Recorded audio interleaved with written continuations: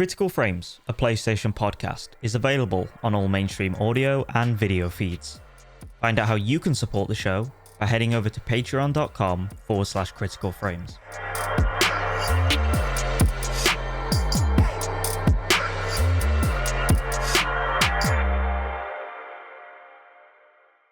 Hello, and welcome back to another episode of Critical Frames, a PlayStation podcast. We have some very interesting topics to talk to you about this week.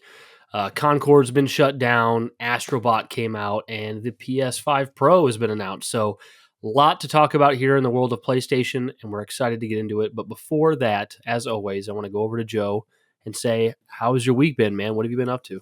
Good. I will say based on what you just said, what an interesting time for PlayStation, right? Like, it's kind of we went like really downhill in the gully, like, you know, and then we went like kind of back up really high with Astro Bot, and then there's PS5 Pro is kind of like kind of a bit under middling for me, but it's like like it's kind of I don't know, it's odd. But aside from that, obviously we missed last week's episode because Brian was ill and we couldn't get a replacement, obviously, to get in while he was ill. But you had bad man flu, right? Last week. Yeah, I felt pretty miserable. I had like just stuffy nose. My eyes were like sensitive to light. I sent this picture in our group chat that it looked like you went around with Mike Tyson. Yes, it looked like I got punched in the face. Felt really, really bad. So I was actually glad we didn't record because I thought about recording and it probably wouldn't have been as smooth. So, but still recovering from that, but I feel pretty good. This week has been pretty boring and pretty long. I'm kind of ready to get to the weekend. I don't even know. Like, I know I usually, I asked you what you've been up to this week, but I'm trying to think if I've done anything interesting this week. Just been playing Astro Bot, watching season 1 of Rings of Power while we wait for season 2's next episode, which actually, dude, it's tough because I'm just biased. Like, I love The Lord of the Rings and I loved the Hobbit movies. And I think The Rings of Power is a really good show. But it is, I don't know if you're aware, but it's pretty widely, like, I think it has a big base of people who love it in reality. Right. But as far as like internet nerds, it's pretty hated. Yeah. It's pretty hated. Like YouTube videos, hate, Twitter, hate. Sure. If you go to Rotten Tomatoes, season 1 and 2 are like 83% certified fresh, but the audience is completely rotten. Right. And a lot of times it comes down to, this isn't accurate to Tolkien. And a lot of that has to do with because they've taken 2,000 years of lore and they've condensed it all together to happen in the same time, since they don't want to have a show where like every other episode a new character is introduced because 180 years have passed. So it's all condensed. But like, that's the point of the show. Like, it was never supposed to be beat for beat with the text. I mean, even Peter Jackson's films, even the Lord of the Rings, the Shire and stuff. Yeah. So like, and they're doing stuff that I think is really neat. Like, so, you know, when you start like the Fellowship of the Ring, you know, you have the Shire with the hobbits and everything. Well, the Rings of Power, since it's in the Second Age, it introduces you to the 3 different races of hobbits, right? And them like in the world doing what they're doing, not having a place to call home. And it's pretty obvious that by the time the show ends, they'll probably discover the Shire. Like, that'd be cool. Like, so like, that's cool. Like, they're setting up the blue wizards and all this stuff. And I really like it. I would say it's somewhere between a 7 and an 8 out of 10 show. Like, if your standard for fantasy was this needs to be Game of Thrones level, I don't think you'll get it. Right. I mean, you'll get it in the budget. But, and obviously there's going to be a lot of people who like it more. Like, I know Wesley's going to be listening to this and he's like, Rings of Power is so much better than Game of Thrones. But like, it's very clear that Game of Thrones had higher, the writing was much better. And the material that they had available was much better. Yeah. So it made for better television. But it's great. I love it. Do you not have any interest in watching it? Because you've never watched it, right? I do, because I love Lord of the Rings. Like those 3 films are top 10, I would say, films of all time for me. And you enjoy The Hobbit, even though it's not the same. I don't mind it, it's okay, it's pretty good. Like, I don't rate it anywhere in my top 50 films of all time, but it's pretty good, and I've watched them more than Lord of the Rings because they've been on TV more. But like, I've watched them passively, not when I watch Lord of the Rings, it's like an intentional viewing, right? Like, okay, we're doing a marathon of Lord of the Rings. With The Hobbit, it's like, it's on in the background, I'll put it on. Because by and large, The Hobbits are they're fun films. Like, I don't really necessarily get the overburdening amount of hate for them, but I think they're good. They're just not great or exceptional. Yes. They're just good. And the thing with like Rings of Power, I'll watch it eventually, but I think that combined with just the fact that I don't really watch TV shows or movies anymore, like I'm like, when it comes to media, guys, like I'm pure gaming. Like gaming and books, like that's all I do. Mm-hmm. And I'm kind of happy in that space because I feel like that's the best two mediums for me narratively. But I'm kind of interested in it. I get that. I mean, I get the whole TV angle. I'm just like, but bro, it's Lord of the Rings, man. Like, it's like Lord of the Rings. So, I mean, you get to see, I mean, I don't know. It's weird. I don't know where you'll stand, right? Because on one hand, you're a guy sitting here saying, oh, I like the Hobbit films. They're fine. Yeah. Where that's not the popular opinion on the internet. The popular opinion is those movies are dog shit. They're not dog shit. But then at the same time, you absolutely despise with a fiery passion the Witcher TV show. Yeah. And I find it pretty enjoyable television. So like, I don't know what Rings of Power will do to you. You could either be like, oh, this is cool, or you could be like, oh, it's the worst Tolkien thing ever. I probably think I'll have the same opinion along the lines of how I feel about The Hobbit, in the sense that I'm not that closely attached to Tolkien's work. Yeah.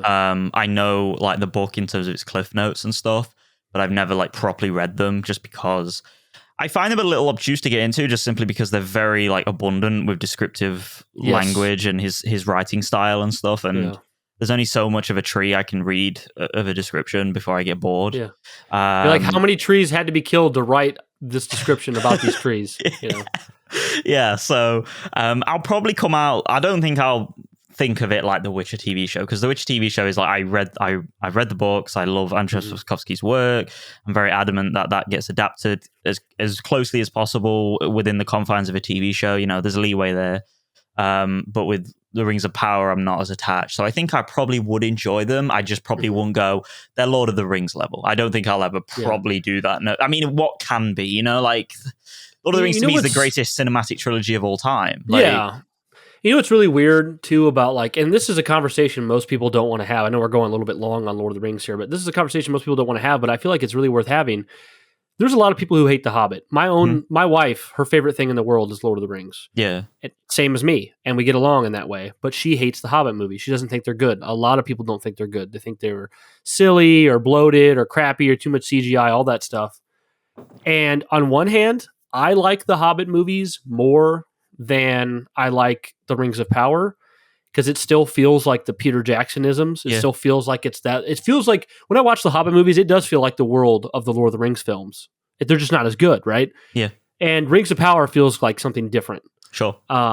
So I like the Hobbit more, but I think there's a clearer, like, fair argument that the Rings of Power is hitting closer to the Lord of the Rings movies than the Hobbit. Like, the Rings of Power is like extremely high budget.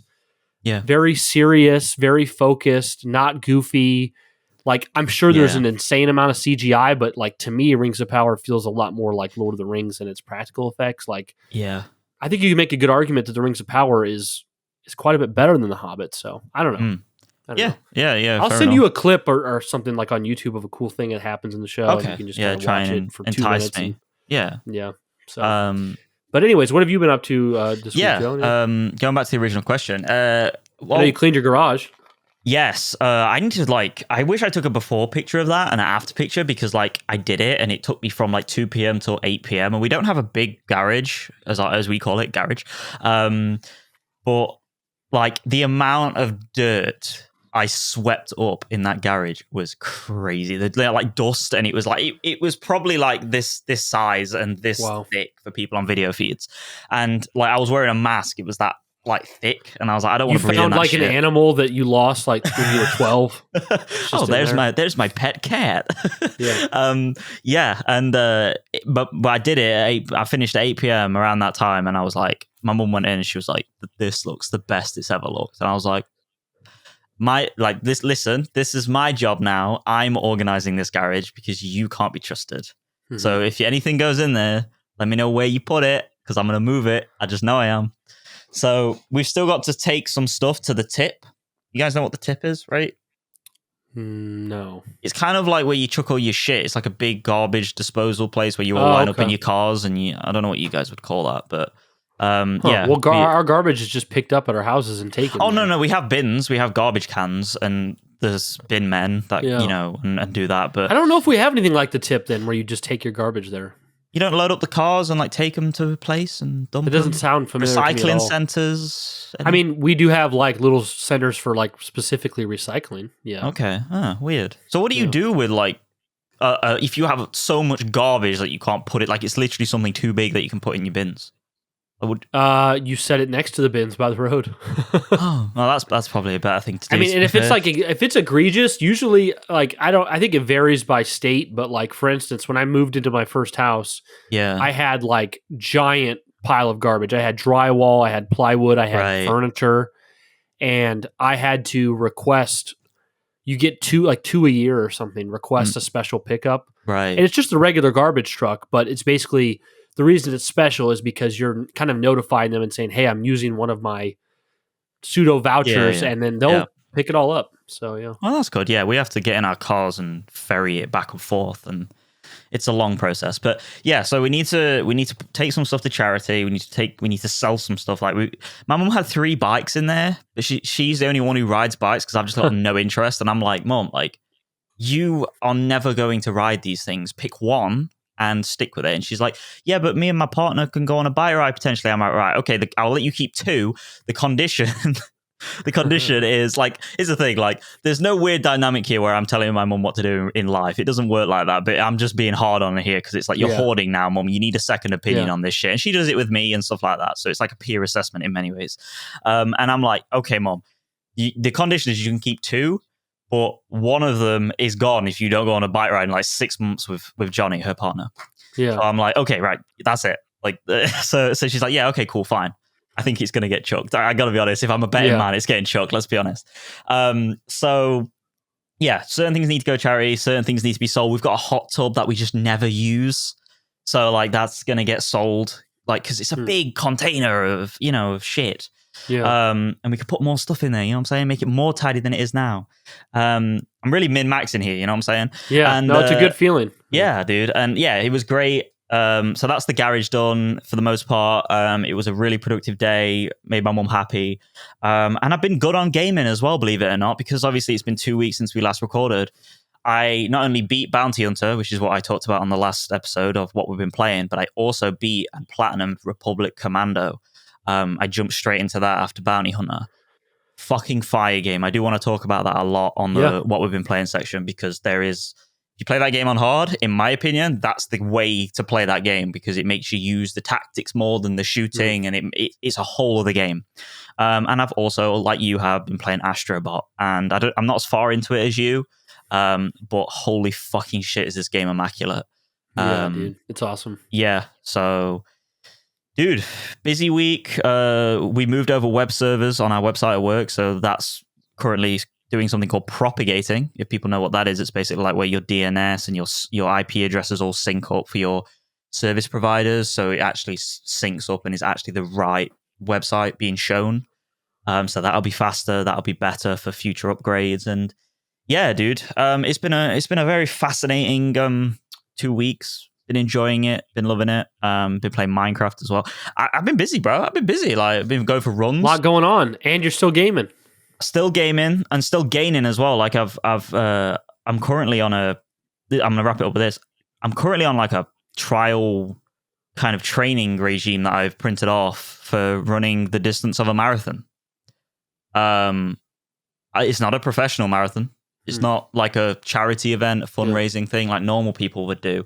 It's just me running 24 miles on my own in potentially 5 hours, 4 hours, something like that. You know how long it would take me to run 24 miles, Joe? Well, it's going to take me a long time. it would take me 24 days. That's how long it would take. Yeah, just walking it. That's a good marathon right there. It's a chill one. But yeah, so busy, bro. Busy. Sounds like it, man. You ready to get into it? Let's do it. All right, so let's kick it off with, something that to some level we knew was inevitable. Concord is now shut down. Obviously, because of us being away for 2 weeks, we weren't able to pop in and say, hey, like they just announced Concord's going to be shut down soon. Yeah. Now it's the announcements already came and the game's already shut down and we're already past it. It actually shut down the same day that Astro Bot launched, which is crazy. That's the only two first-party exclusives from Sony, one dying 2 weeks after launch on the same day that the other one comes out. So just going to read over some details here. This comes from GameSpot.com. Sony's new game, Concord, is now offline after just over a week. After just a week on the market, Sony has decided to remove Concord from sale and will take the game's servers offline. The move comes after the game failed to find an audience with a reported 25,000 sales and very low player numbers. As of September 6th, Concord servers are officially offline.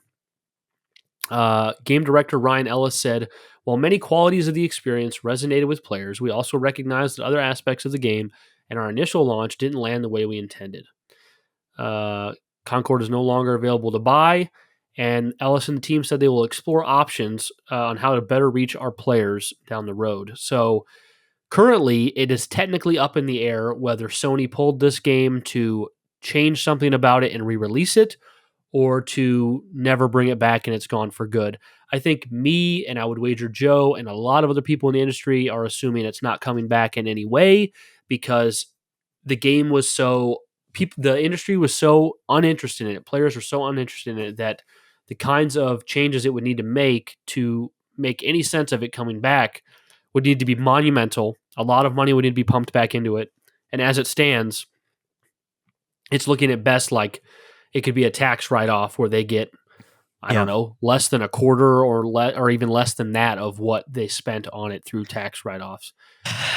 So, yeah, Joe, I mean, were you... I don't think either of us were shocked that the game got shut down. I think I'm shocked that it was announced in less than 2 weeks. Yes. What about you? Like, does any of this shock you? What do you think about this news? So me and you and Darren and Wes in our little Facebook group chat were like talking about this on a regular basis. And you were consistently like of the opinion, which excusably so, that this game like sold 100,000 copies, like must have, right? Like it was at least that, like it should have been across all platforms, and for me personally, Darren was kind of in my camp as well. It was kind of like, well, how? Like analysts are predicting it's only sold 25,000 copies. There's less than 1,000 peak players on PC, which, and like my argument for it was like, obviously you were like, we don't know the numbers for the PlayStation side of things. Mm-hmm. So we have to like, just kind of give that some leeway massively, which I would argue that, to your point, there would have definitely been more players on PlayStation than PC. I definitely agree with that. But I've always been of the opinion that PC is a massive market, as you also know. And I think that the PC players at the time were massively representative of this game's success, especially given that it's a shooter, PC, shooters thrive on PC massively.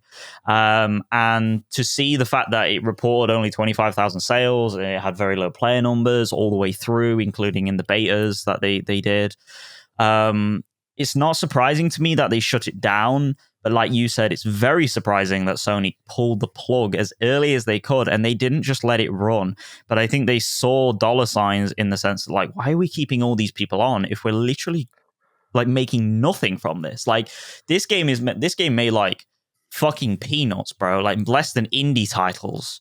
And it's at 25,000, it's like it made $1 million flat, which is an insult when you consider that it cost, between acquiring the team and making the game and whatever marketing they did, over 100 million. Yes. So And it was only going to go down in players from there. Yeah, 100%. So it didn't even reach its season 1. It didn't, it didn't reach any of its post-launch content. It was just dead out the door, and it's such a shame because it's one of those conversations where like we've spoken about it for so long now. I mean, we must have spoken about this for 4 episodes, maybe 5 episodes now, in the lead up to launch and stuff. Our opinions, and like at this point, even if we spoke about it now retrospectively, it's like it's going to be even more ad nauseum.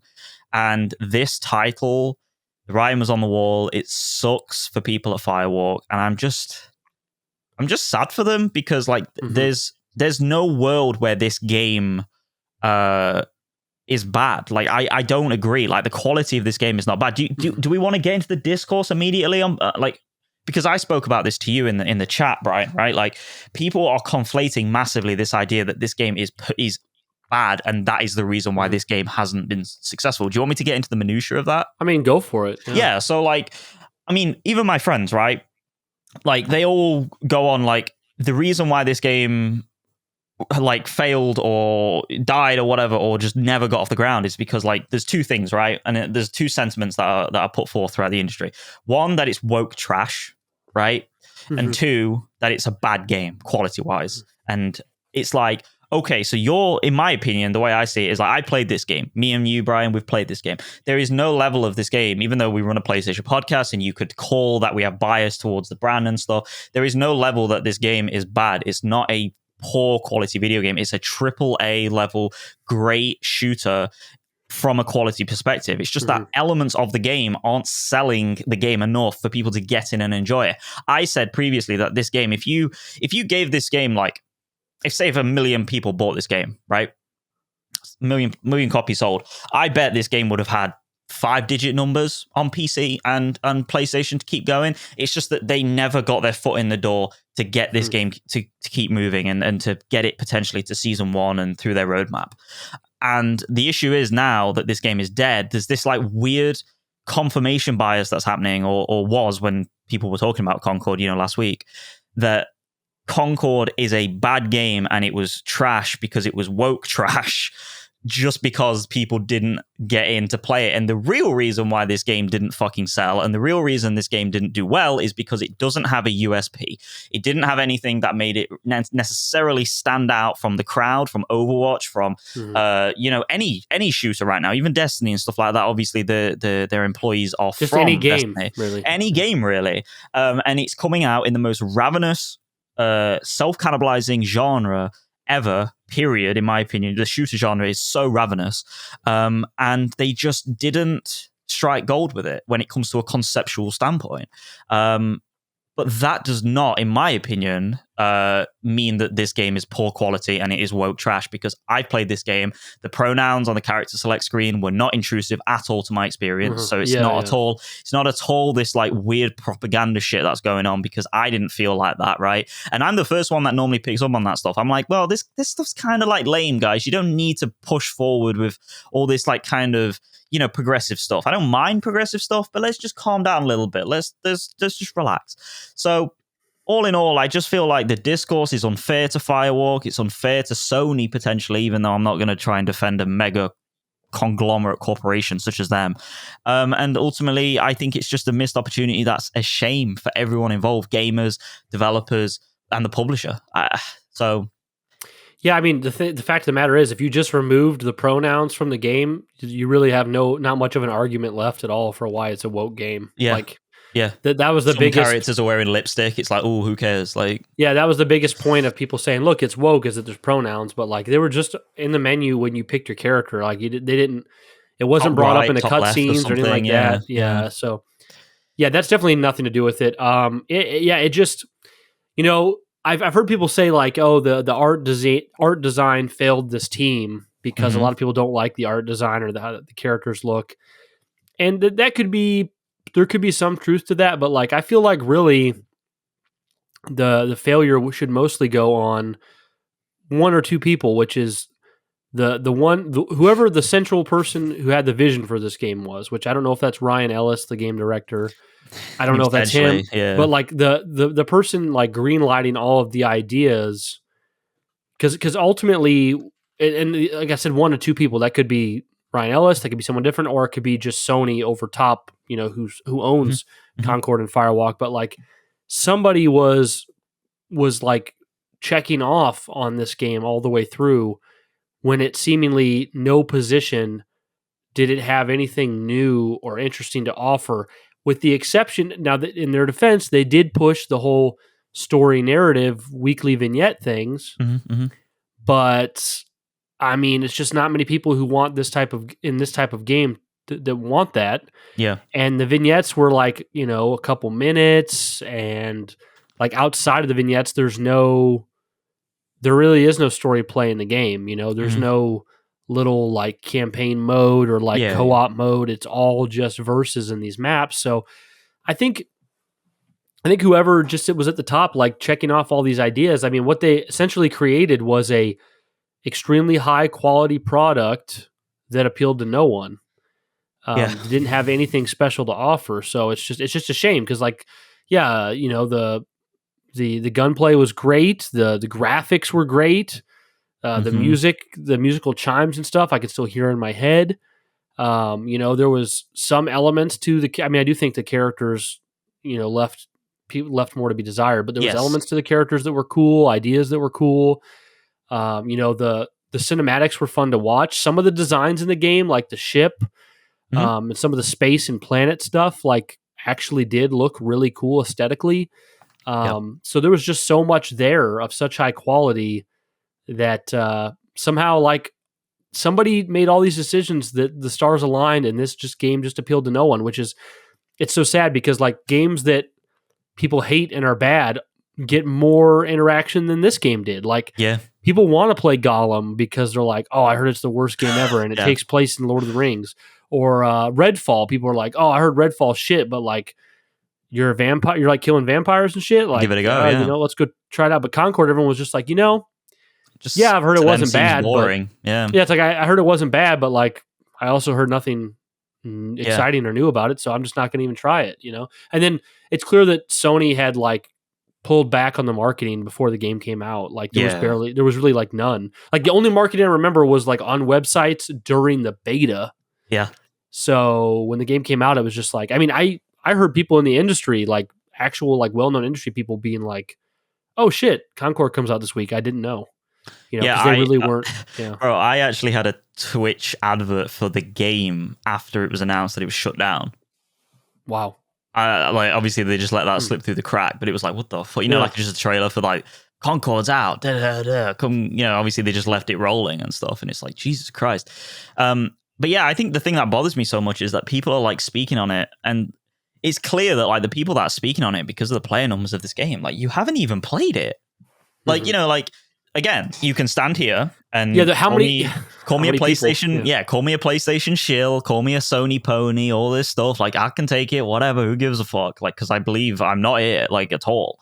But you guys are talking shit on a game you've never played, and you just like, I'm not saying like you have to play games to formulate an opinion on, because then it's like, well, I don't want to play this game. Do I have to buy every game to see if I like it or not? It's like, no, like I'm not saying that. But what I'm saying is that to talk to the like people who are talking utter shit on like Twitter replies to Firewalk directly, directors in the game, people that are developed in that studio and for this game, and you're in their DMs and shit and their replies, and you're like full on like hating on that shit just for the sake of your own, I don't know, like nihilistic enjoyment and fulfillment. It's like, bro, like you haven't even played it, so like how could you even know? Almost no one has played it. And it goes triple, because like this is one of the first games in modern times that people are constantly crying for a game that is fair from a live service standpoint and from a a monetary standpoint, a business model standpoint. And this is the first game that kind of comes along and goes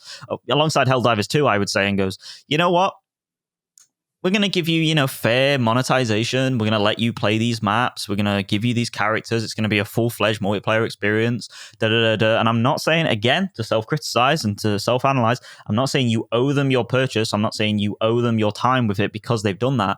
But at least, like, give them the benefit of the doubt from an individual perspective when it comes to the developers, so that, like, yeah, they failed. It didn't work out. But don't chat shit on a game you have no idea if you would have liked it or not once you got into the actual pixels of playing. So I just think it's kind of like a lot of the what I'm trying to say is a lot of the arguments that are being made by people online that are hating on this game are made in complete bad faith because no one has even given the time of day for this game. Well, this game was the punching bag for the industry. It was just dogged on, and even before it came out by people who never played it. You know, your example kind of reminds me of something that Colin Moriarty always says is that he always runs into people who talk about how the GameCube was the GOAT. Right. But the GameCube only sold like 25 million units. Like, so when you compare that to like the Switch or the PS2 around 150 million, like the 25 million GameCube, like there's not that many, especially when you talk about people who owned multiple, like there's probably less than 20 million people. I mean, I guess you could like buy them used after the fact and stuff, but there's not that many people who owned a GameCube. Not in circulation. I actually grew up with the GameCube. That was what I wanted out of the main three. That was my first system from that generation. So I really do have an opinion on the GameCube. But like, same thing that goes here is like, we know that like, even if you include like all the betas and stuff, there's probably less than 100,000 people who can speak on Concord. Yeah. You know, so that's likely not coming from a place of you've actually experienced it. And we played Concord and it was good and it was fun. It just didn't have any kind of hook. It didn't have anything we hadn't seen before. And it's crazy though that this is obviously Sony's biggest failure, but it's quite potentially the like biggest failure in the industry as far as when you talk about AAA, the scale, the money, the time, the team, like I think budget offset, like budget to return revenue is like probably the biggest failure ever. Yeah, because like Suicide Squad was reported to be like one of if not the biggest failures ever at losing $200 million earlier this year. But the thing is, Suicide Squad still sold lots of copies, like well over 1 million, maybe several million, I don't know.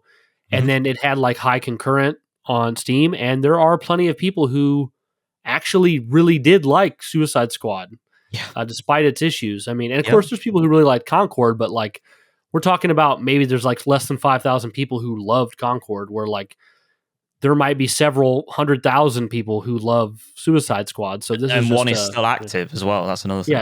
And Suicide Squad's still active despite it being a failure overall. Yes. So my last question in regards to Concord for you, Joe, would be: do you see any angle where this comes back? And if you had to see an angle where it came back, how would you do it? I mean, realistically. I mean, I don't know. Like, it's one of those things where, like, I think, realistically speaking, this game isn't coming back. And I hate to say this, but I don't have positive hopes for Firewalk at all in terms of their future. I really think they should. This is the thing. Like, people are going to go like, what the fuck are you talking about? But I really think that Firewalk deserves a second chance despite this loss. I think they deserve a smaller title that they can make a single player title potentially, maybe a co-op kind of game that's just lower in budget. You know, something along the lines of a Helldivers 2 in terms of budget. Something they can have out in 2 years. Yeah, just something that's like, right, okay, you've got one more chance, guys. Like, you need to nail this. Like, we're putting up, like, I don't know, 20-40 million into you. Like, that's it. That's like 40 million top whack, like no more. But realistically, I just don't see any of this coming to fruition. I don't see any of this company continuing. And if it were to continue, I think it's one of those things where it's going to have like a Final Fantasy 14 treatment, where like a director comes in and sorts it out and reboots it and completely changes the core fundamental roots and realigns the values of everything that the game was going for, really nails down a USP and a unique selling point in any format that can take. You know, it needs a reboot in the sense that like a new director, a new creative visionary comes in, because it clearly something didn't hit right with like Ryan Ellis at the top and his directing. But I don't necessarily know what that would be, because the game's IP now is so tarnished. I mean, we literally just spoke about how it's probably the biggest failure monetarily in the industry today, and I don't know how you shake that. Like, yeah, I don't think it's coming back. But here's my stupid idea that probably makes no sense if it had to come back. Bring it back as free with PS Plus. Yep. And when you bring it back, have a bunch of microtransactions in the game and have all the microtransactions revolve around PlayStation iconography. So anybody who has PS Plus can play this free hero shooter, and there is, you know, $2 to $5 to $10, $20, whatever microtransactions. You can play as Star Child, and you can be dressed as Kratos. Yeah. Or you can be Lennox and have like a Ratchet and Clank hat. Like, yeah. Now, like I'm saying, that's probably doesn't make sense because they'd have to create the assets for the free to play, and then they'd have to relaunch the game and maintain the servers. So you would have to the only way that would be helpful is if they could guarantee they would make so much off the microtransactions that it would make this profitable. Whereas it'd probably just be easier and smoother to tax write off the game. But that's the only thing I can think. Like, you could even make it not called Concord if you just put it. Yeah. If you just put it on PS Plus and just called it like PlayStation Universe. Yeah, or something like that. You know? I think the issue with that though, like, and that's one of the reasons why I didn't say what you said, because obviously we always talk about the free to play stuff. Is like, I mean, the open beta came out and it was just dead.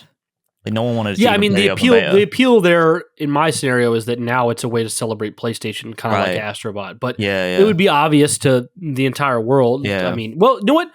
I was going to say it'd be obvious to the entire world that they just took a game that failed and threw some PlayStation stuff in it. But at the same time, outside of like the nerddom on the internet, like most people would probably not realize that this is a game that launched already. And, you know, just get on PS Plus and be like, oh, I'm going to jump into PlayStation Universe. It's this cool shooter where you can get like, you know, Kratos skins and Aloy and, you know, Bloodborne. Like you could have like, I'm trying to think of a character. I don't know. One of the characters could dress up like a Yharnam person from Bloodborne. And, But I don't know. Like, I don't know game development. Like, maybe creating those microtransaction assets would take another year. Yeah. At that point, it's like, okay, well, that was probably dumb. Yeah. You know?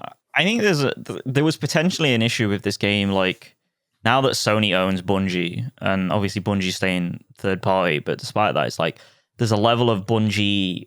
I don't think Bungie is staying third party. I think that's over. Really? Well, Sony's pretty much taken over now. That was the rule, right? Yeah, well, I guess, if they fucked up, yeah, they can do whatever they want now. Yeah. And also that they took that part of the team, that new IP, and did a spin-off team. There's no way that IP's coming to Xbox. No way. No chance. So, well, we'll see.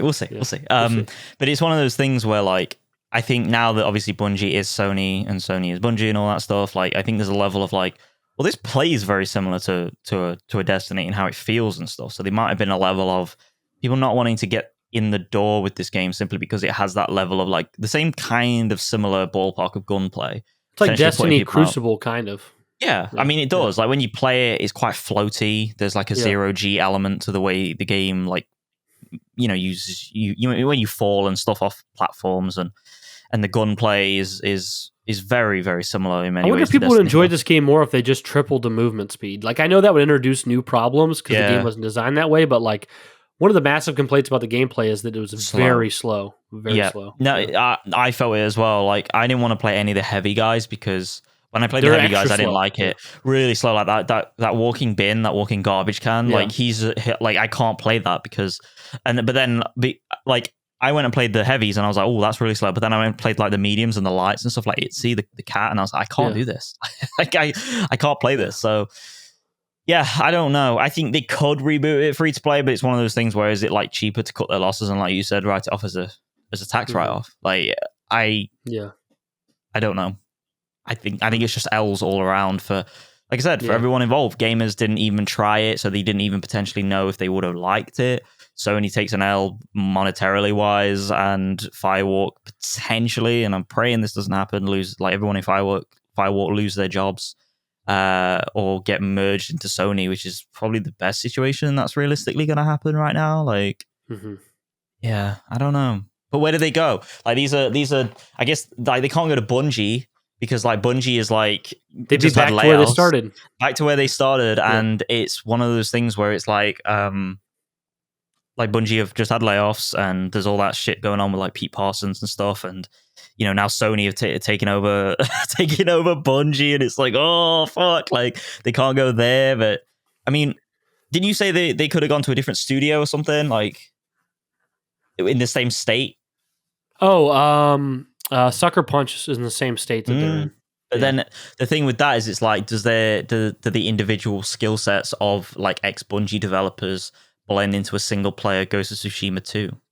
Like, does it? Yeah, I mean, Bungie is in the same state as well. Obviously, Bungie and but like, I don't see them putting more into Bungie after what's just happened. Like, Yeah, dude.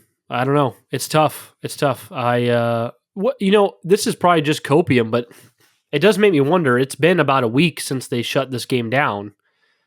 I think unfortunately a lot of our minds go to them laying off or closing the studio. Mm-hmm. And that's not us being pessimistic. Obviously we want Firewalk to stay around, and I'm friends with somebody from Firewalk. Like, we don't want to say that, but it's the simple writing on the wall of, this is a new studio, this is their first game, and over the course of their lifetime they have generated negative profits. Like, they are just a giant sinkhole of money right now. So you just look at, people have been laid off for less, or studios have been closed for less. Like, studios have put out successful games that turned a profit and then been, closed. So you can't blame us for our minds going there. But I do wonder, and if like we're seeing now, we're a couple weeks out from them announcing this game closing. Are they retooling something behind the scenes to re-release Concord? Like, probably not. And like, obviously, if they were going to do something to the team at Firewalk, they would probably want to space out the negative PR. I don't know. But like, maybe right now the team is working on something in regards to Concord coming back. I don't know. It's possible. I mean, I don't know. No idea. We're in the dark. I mean, this is one of the things that, like, see, if this was Xbox right now, we'd know all about it. It'd be like, okay, right, we've shut down Firewall. Phil would come out and be like, I fucked up. I fucked up. We've heard you. There's been tech layoffs in the industry. Yeah. We're working really hard to give accessibility back to the gamers on Xbox. But we lost $100,000 million, and it's okay, though. I got Microsoft. He'd be like, I chose Concord, and it didn't work, but I was offered Destiny back when it came out, and I turned that down. It's like, bro, stop talking, man. Damn. But yeah, with the Sony, as we say, cards close to the chest at all times, and this is the kind of shit you get where you kind of left speculating in the dark, and you're like worrying, or, well, I would say worrying, but like we always say, this is not stuff that like we worry about on a daily basis, because it's not important to us in reality. In real life. Yeah, in real life. But yeah, like online, you worry about it, but it's just the way it is. It's the way the cookie crumbles with Sony, and yeah, I don't know. We'll just have to wait and see, truly. Yeah. All right, man. Well, let's move to the opposite spectrum and talk about Sony's really positive news. So, Astro Bot released Friday last week. We've both been playing it. Yeah. And it's released to critical acclaim. It's like a 94, almost a 95 on Metacritic. People love it. I'm pretty sure it's the highest rated game of the year. Yeah. Many are saying that this will be Game of the Year. It's obviously going to be a Game of the Year nominee, but what was Rebirth? Sorry, just to interrupt you. I think Rebirth was like 92. Okay, not too far off. Yeah, yeah. But Rebirth's just been killing. Or I'm sorry, not Rebirth, but Astro Bot's just been killing it. It is such a joyful game. It brings us back to when like platformers were like the main thing.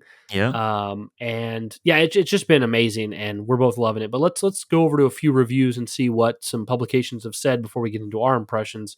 Indeed. So the first Astro Bot review comes from IGN. And I'm just going to read the verdict and the score so we don't spend all day on these. But coming from IGN, Astro Bot made me smile from beginning to end. A collection of endlessly inventive levels and fantastically fun abilities. It delivers joy in spades, never once becoming even remotely dull or repetitive. And while you don't need a long history with Sony systems to enjoy it, it is especially a delight for those with a piece of PlayStation in their heart, as a treasure trove full of playable nostalgia awaits.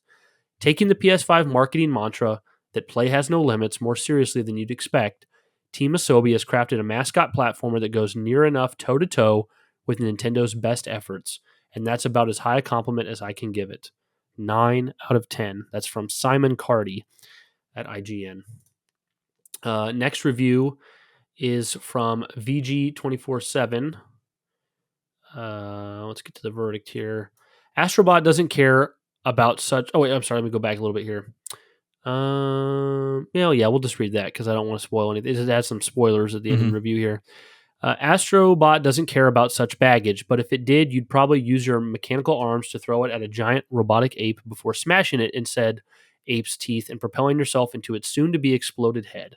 Astro Bot only cares about fun, and I genuinely can't think of a single moment it made me wish something had been handled differently, tweaked to be easier, or expanded upon. It's just perfect.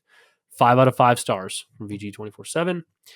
And finally, coming from GameSpot.com, we have the simply titled Astro Bot is meant to be the cute robot's first significant foray into video games, following a 2018 VR exclusive that earned praise but was stuck in its headset-only bubble, and a 2020 pack-in tech demo that hinted at more to come.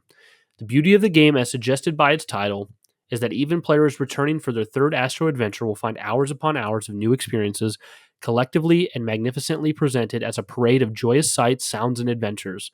This is a grand reopening for Astro Bot, and it surely marks the start of what is destined to be a beloved series shooting for the moon. 9 out of 10. So 2 9s out of 10, 1 5 out of 5, so 10 out of 10. That's just a few reviews across the board. And like I said, Metacritic, it's like a 94. It might close in on 95.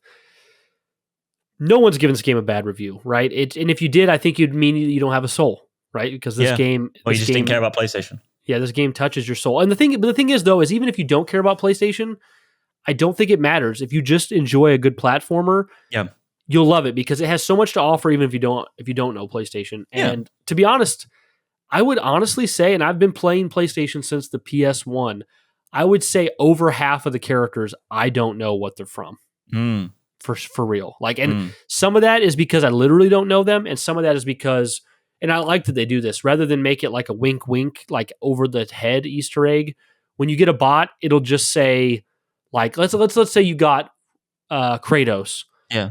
When you got the bot would be like, the bot's name would be like angry old man. Yeah. And then the comment underneath it would be like, he knows how to catch an axe. Yeah. So it's like, if you've never played God of War, you might not know who it is. Yeah. But it's very clear it's Kratos. So like a lot of times I'll get like a bot and it's like, she loves to catch bugs and she has like red hair, and I'm like, I have no clue. Yeah, there's like Joel's one of them. It's like I think it's something like he can kind of keep a secret, or he can keep a secret, kind of. Yeah, it's brilliant. Yeah, yeah. So they don't like beat you over the head with it, and they really like reward you for really knowing your history with PlayStation. But to be fair, like I think sometimes you just can't, especially if it's a deep cut, you just can't tell since everything's an Astro Bot. Like everything is a bot. Yeah. You're like, oh, I'm not sure what that is.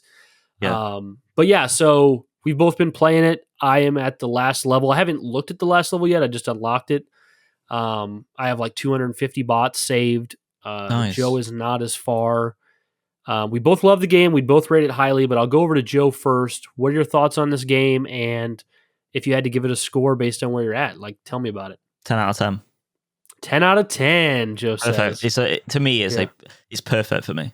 Like, and I can tell you, as someone at the last level, like it only, if anything, it only gets better from what I adore this game. Ever since I played is it Playroom, PS5 Playroom? Yeah, Astro's Playroom, which was like the PS5 controller demo thing that came out. Yeah. Played that originally, loved it, like just thought it was using that controller immaculately well. And I have to say, like, this game does the controller justice once again. Like it has all little features that I found with, like, you know, the adaptive triggers, and like it really does the motion sensor really well on it and stuff. I'm yet to give the controller a blowjob like I did in Playroom. I don't know if that's a thing that's coming. Oh yeah, there's several of those. Okay, good. Yeah.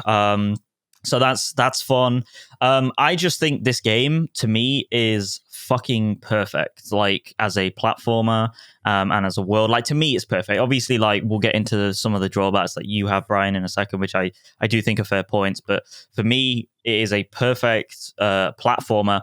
And like when I'm playing it, I gotta admit, like, I'm grinning ear to ear to the point where my cheeks are hurting. Yep. I'm laughing. There's a part in it that's not really a spoiler, but I'm gonna say this, like, where you like pour water, like you spray water with this gun onto a tree.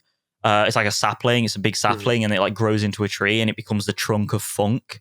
And it's this giant tree. A giant tree that you go inside, and he just starts singing. Like, he starts singing funk, and it's like, well, the first thing he says when you grow him up is he's like, "Go inside my mouth." Yeah. And like the music that's playing in the background is like being sung by him, and his lips are synced to the song, and it's like, this is so fucking cool. Yeah, and one thing I just find amazing about this game is, like, it's the scale. Like the scale of this game is immaculate. Like everything is like perfect, and in that regard. And there's little. It's kind things of like it's like God of War scale, kind of. Yeah, I mean, there's little things like again, like this is such a.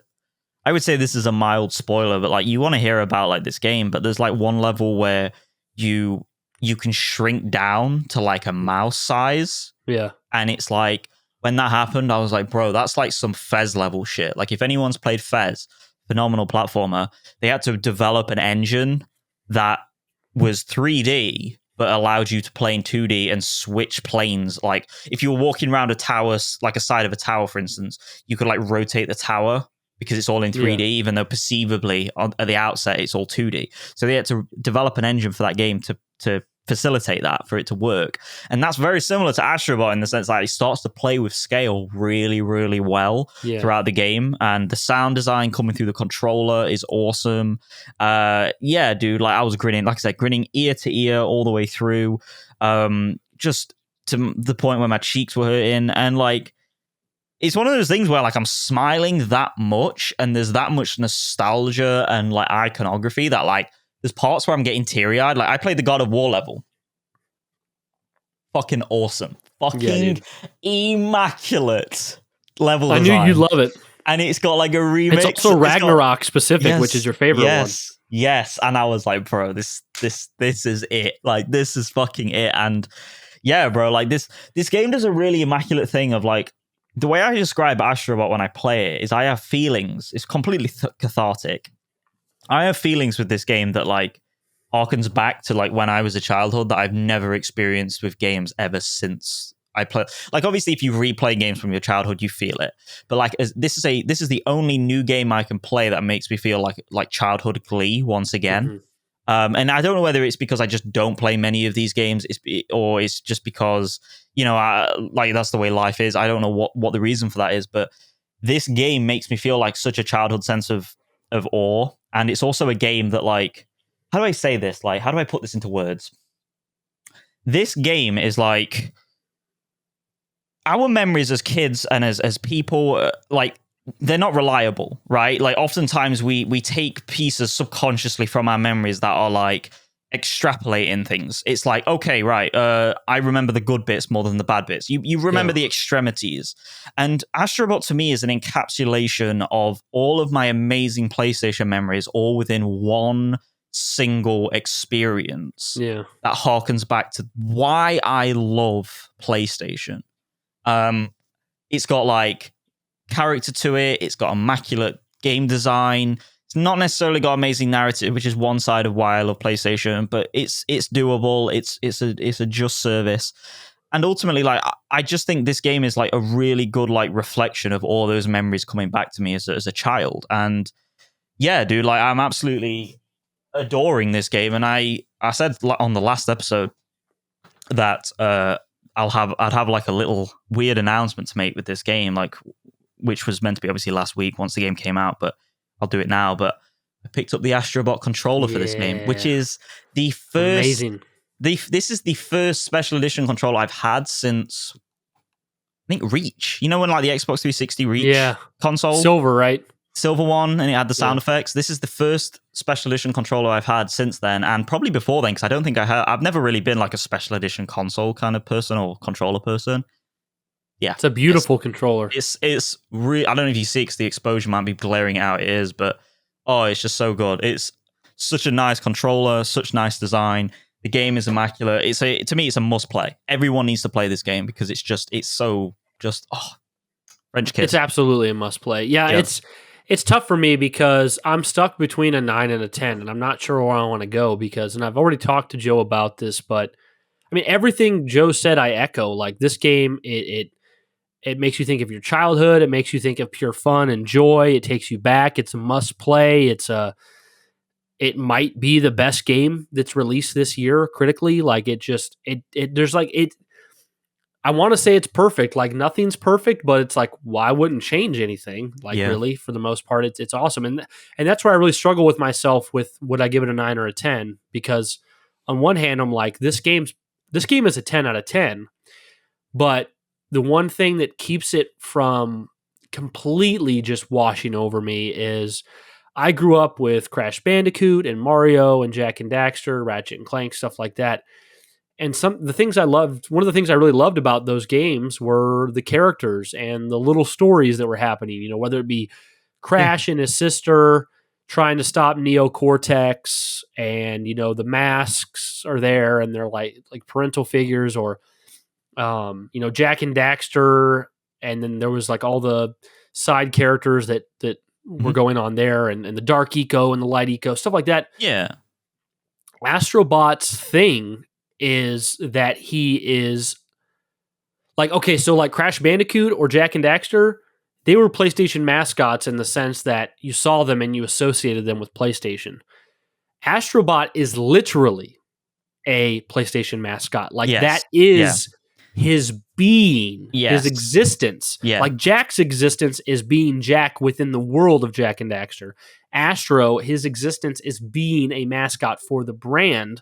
Yeah. And the games revolve around him flying around on a PlayStation controller, building a PlayStation mothership, saving bots that are imitating PlayStation characters from worlds that are imitating PlayStation characters. Yeah. And if I strip Astro Bot of all of its cameos and homages to PlayStation, what I'm left with is the Astro Bot character, which is like a little white and blue bot with some like light up blue eyes. There's these aliens that are like the villains, but the aliens look very generic. They kind of look like a DreamWorks run-of-the-mill alien with big kind of googly eyes. Yeah. And, you remove all of the PlayStation iconography and all the PlayStation bots and characters, and Astro Bot's pretty plain in comparison. He doesn't really have any lore or any story outside of he's just trying to save PlayStation iconography. And it makes it harder for me to invest in the character. And I think a lot of people would be like, oh, I never gave a shit about Crash lore or Crash story. I just like to spin and get apples and shit. It's like, well, yeah, but like it was still kind of cool. Like he had his sister and there was Neo Cortex and there was Wampa Fruit. Yeah. So Astro Bot really doesn't have that at all. And it's like, when I look, like if I'm going to give this a 10, I look at other games that I might give a 10, like Super Mario Galaxy from 2007, or maybe a Jak and Daxter 1 or something like that. And I go, man, like Mario, he's got like, the iconic Mario himself, his brother Luigi, Peach, Bowser, the Koopas, the Goombas, all the different enemies, the Mushroom Kingdom, the Dinosaur Kingdom, Yoshi. Like enough that they made a movie, and like I'm just invested in those characters, and like none of that's here with Astro Bot. Jak and Daxter, none of that stuff is none of those characters, none of those ideas are here. So I do feel like it doesn't have that, but at the same time, does it matter? Because nothing really feels lacking in the game, and it does have the PlayStation iconography. Like I'm talking about, like what if it didn't? But it does, and it's such a blast. And the way that this game is designed, it's so finely tuned to not be too difficult, but not to be too easy. To have beautiful, beautiful graphics, beautiful animations. It's fun. It's quirky. The music's great. The levels aren't too long or too short. It mixes up the gameplay. It introduces lots of different stuff. It kind of feels like the developer, like Team Asobi, it looks like they looked at all of the platformers over the course of history, and they're like, how can we distill that all into an experience that has all of the good, none of the bad, and it's just perfect? And that's kind of what it feels like. I feel like there's like where I'm going to be more excited about a Mario game in the sense that like, oh, it's Mario coming back and Bowser and Yoshi. Yeah. I think every Mario game I've ever played has a shortcoming or a thing I don't like doing in it. And Astro Bot doesn't have that at all. Like Astro Bot, like there's nothing I don't like doing in this game. Like it's all fun. It's all great. Yeah. Like even Mario Odyssey, when I played it, there'd be certain levels where I'm like, I don't really want to put a cap on a T-Rex and then control a T-Rex body. Like I don't really like that. Or, oh, this level's kind of Yeah. Astro Bot has never at any point felt that way. It just has less identity. So yes. I don't know. I think Astro Bot is a better PlayStation mascot than Sackboy. Oh yeah. Because any of you that were invested in PlayStation in the PS3 generation, that Sackboy is pretty much the prototype for Astro Bot. Like they're both small cutesy characters that would dress like Sackboy would dress as iconic characters of PlayStation as well. And he would act as a way to celebrate PlayStation. There was like a little Big Planet cart and stuff like that. Yeah. But Sackboy didn't channel the same energy I'm getting from Astro Bot. So I am leaning right now towards a 10 out of 10 because I just see nothing wrong with this game. It's such a pure joy. It's amazing. But I guess I'm not sure. I'll have to see if I actually give it some there time. or if I'll look at all the other platformers over time and go, it doesn't have the identity to get it to a 10 for me. Because even one of my favorite games as a kid growing up was Ape Escape, which is a lot of the developers that made Ape Escape are here in Team Asobi, and they pay great homage to Ape Escape. And it's like, that one Ape level. Escape, you get to play as Spike, and you were fighting Spectre, the white ape, and you collected all these monkeys, and like it had more of a story and more of its own identity. And it's like I kind of missed that. So I don't know. We'll see. But all in all, we're pretty much on the same page. This is a glorious game. It gives Mario a run for its money in the sense that it's actually better than several Mario games and goes really toe-to-toe with a lot of them. Like in one sense I'm kidding, in another sense I'm not, but like this should scare Nintendo that like somebody else figured out how to make a Nintendo game. Yeah. Like this is a Nintendo-ass Nintendo game. Yeah. Like if this came out on a Switch, it would get 10s and everyone would just say it's that Nintendo magic. But it has nothing to do with Nintendo, and it's getting 10s, and it has that Nintendo magic. So, yeah, that's kind of what I have to say about it. One thing that also blows my mind about this game is like its use of color. I don't know if you've noticed this, but that's beautiful. I'm someone who, it's beautiful, but like one thing, I think Team Asobi have like a really, really incredible knowledge of something called color theory, which is basically where you use like opposites of color theory to like contrast and make an image pop, or whatever you're doing, make something pop, whether it's video, image, whatever.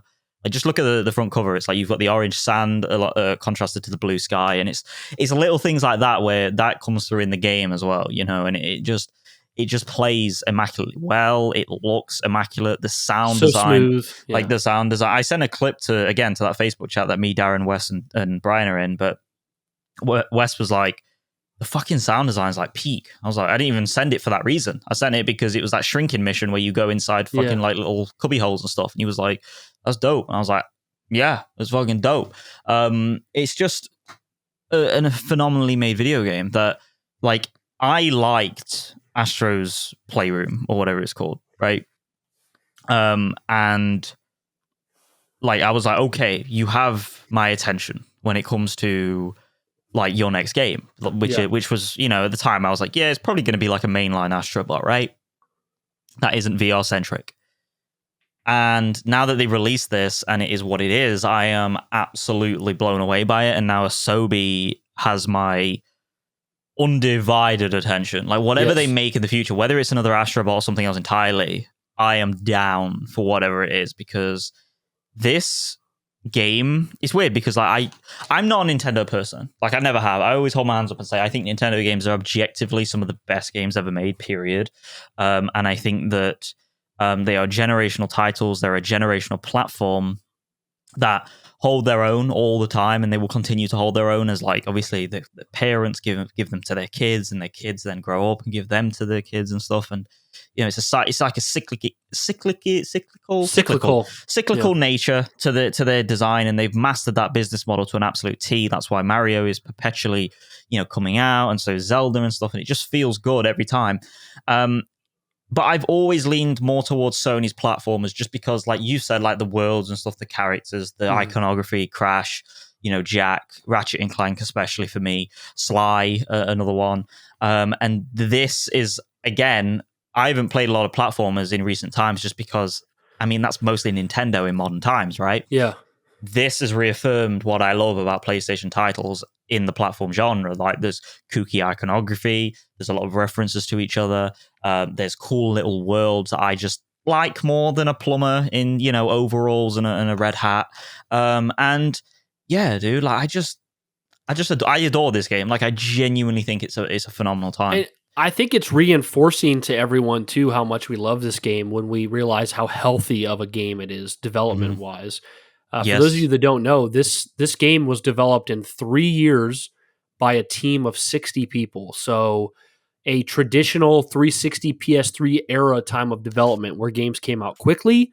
a smaller team, and we don't have any numbers for how much this game costs, but thinking about what type of a game it is, 3 years, 60 people, if Last of Us Part 2 was 230 million, this had to be like, you would hope under 50 million. Yeah. And, you think about how little they have to sell to make this a profitable endeavor. You think about how healthy it was for the developers to make this game, and it just makes you want more of this. Like, it's like PlayStation does need to serve the audience of the people who are coming for The Last of Us and the God of Wars, but like, I think many of us would love games on an Astro Bot level if we could get 1 or 2 of them every year. Because like if they got several teams going making games like this, we could eventually get 1 or 2 of these a year, and it would be like, oh, this is filling out the portfolio. Like, this is we do have Ellie and Joel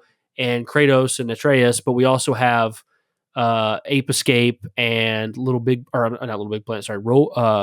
Astro Bot, and we have Ratchet and Clank, and we have Jack and Daxter. Like, why not ramp up some of these and make them 3-year development cycles, make them have smaller teams? I think it's Now, what I don't want to see, I would be so upset if this happened, is if we learn in a year or two that Team Asobi has now hired up to 150 employees and they're making a AAA cinematic narrative game. It'd be like, no, you learned the wrong lesson.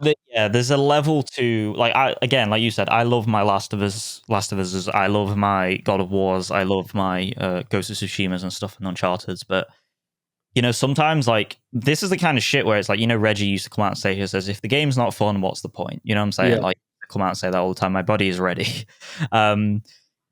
It reminds me of those days, where like he was CEO, he was president, and it was like one of those things where it was like, you know what, this is ultimately the point of games. Like we constantly forget, with like Game Awards and our, reviews and our discourse online, that ultimately all this is for fun. And Astro Bot is another reminder, among many, especially games that are made by Nintendo, that sometimes you just need to let your hair down a little bit, let loose, and just enjoy something that's a little kiddie-ish, little friendly to just the palate, the eyes, the senses, something that isn't 20 to 30 to 40 to 50 hour, Oscar bait games, as people like to call them under the Sony banner, and just enjoy something that's a little bit more, I don't know, like just palatable in many ways, and taking it back to old school, giving it variety, the variety of things.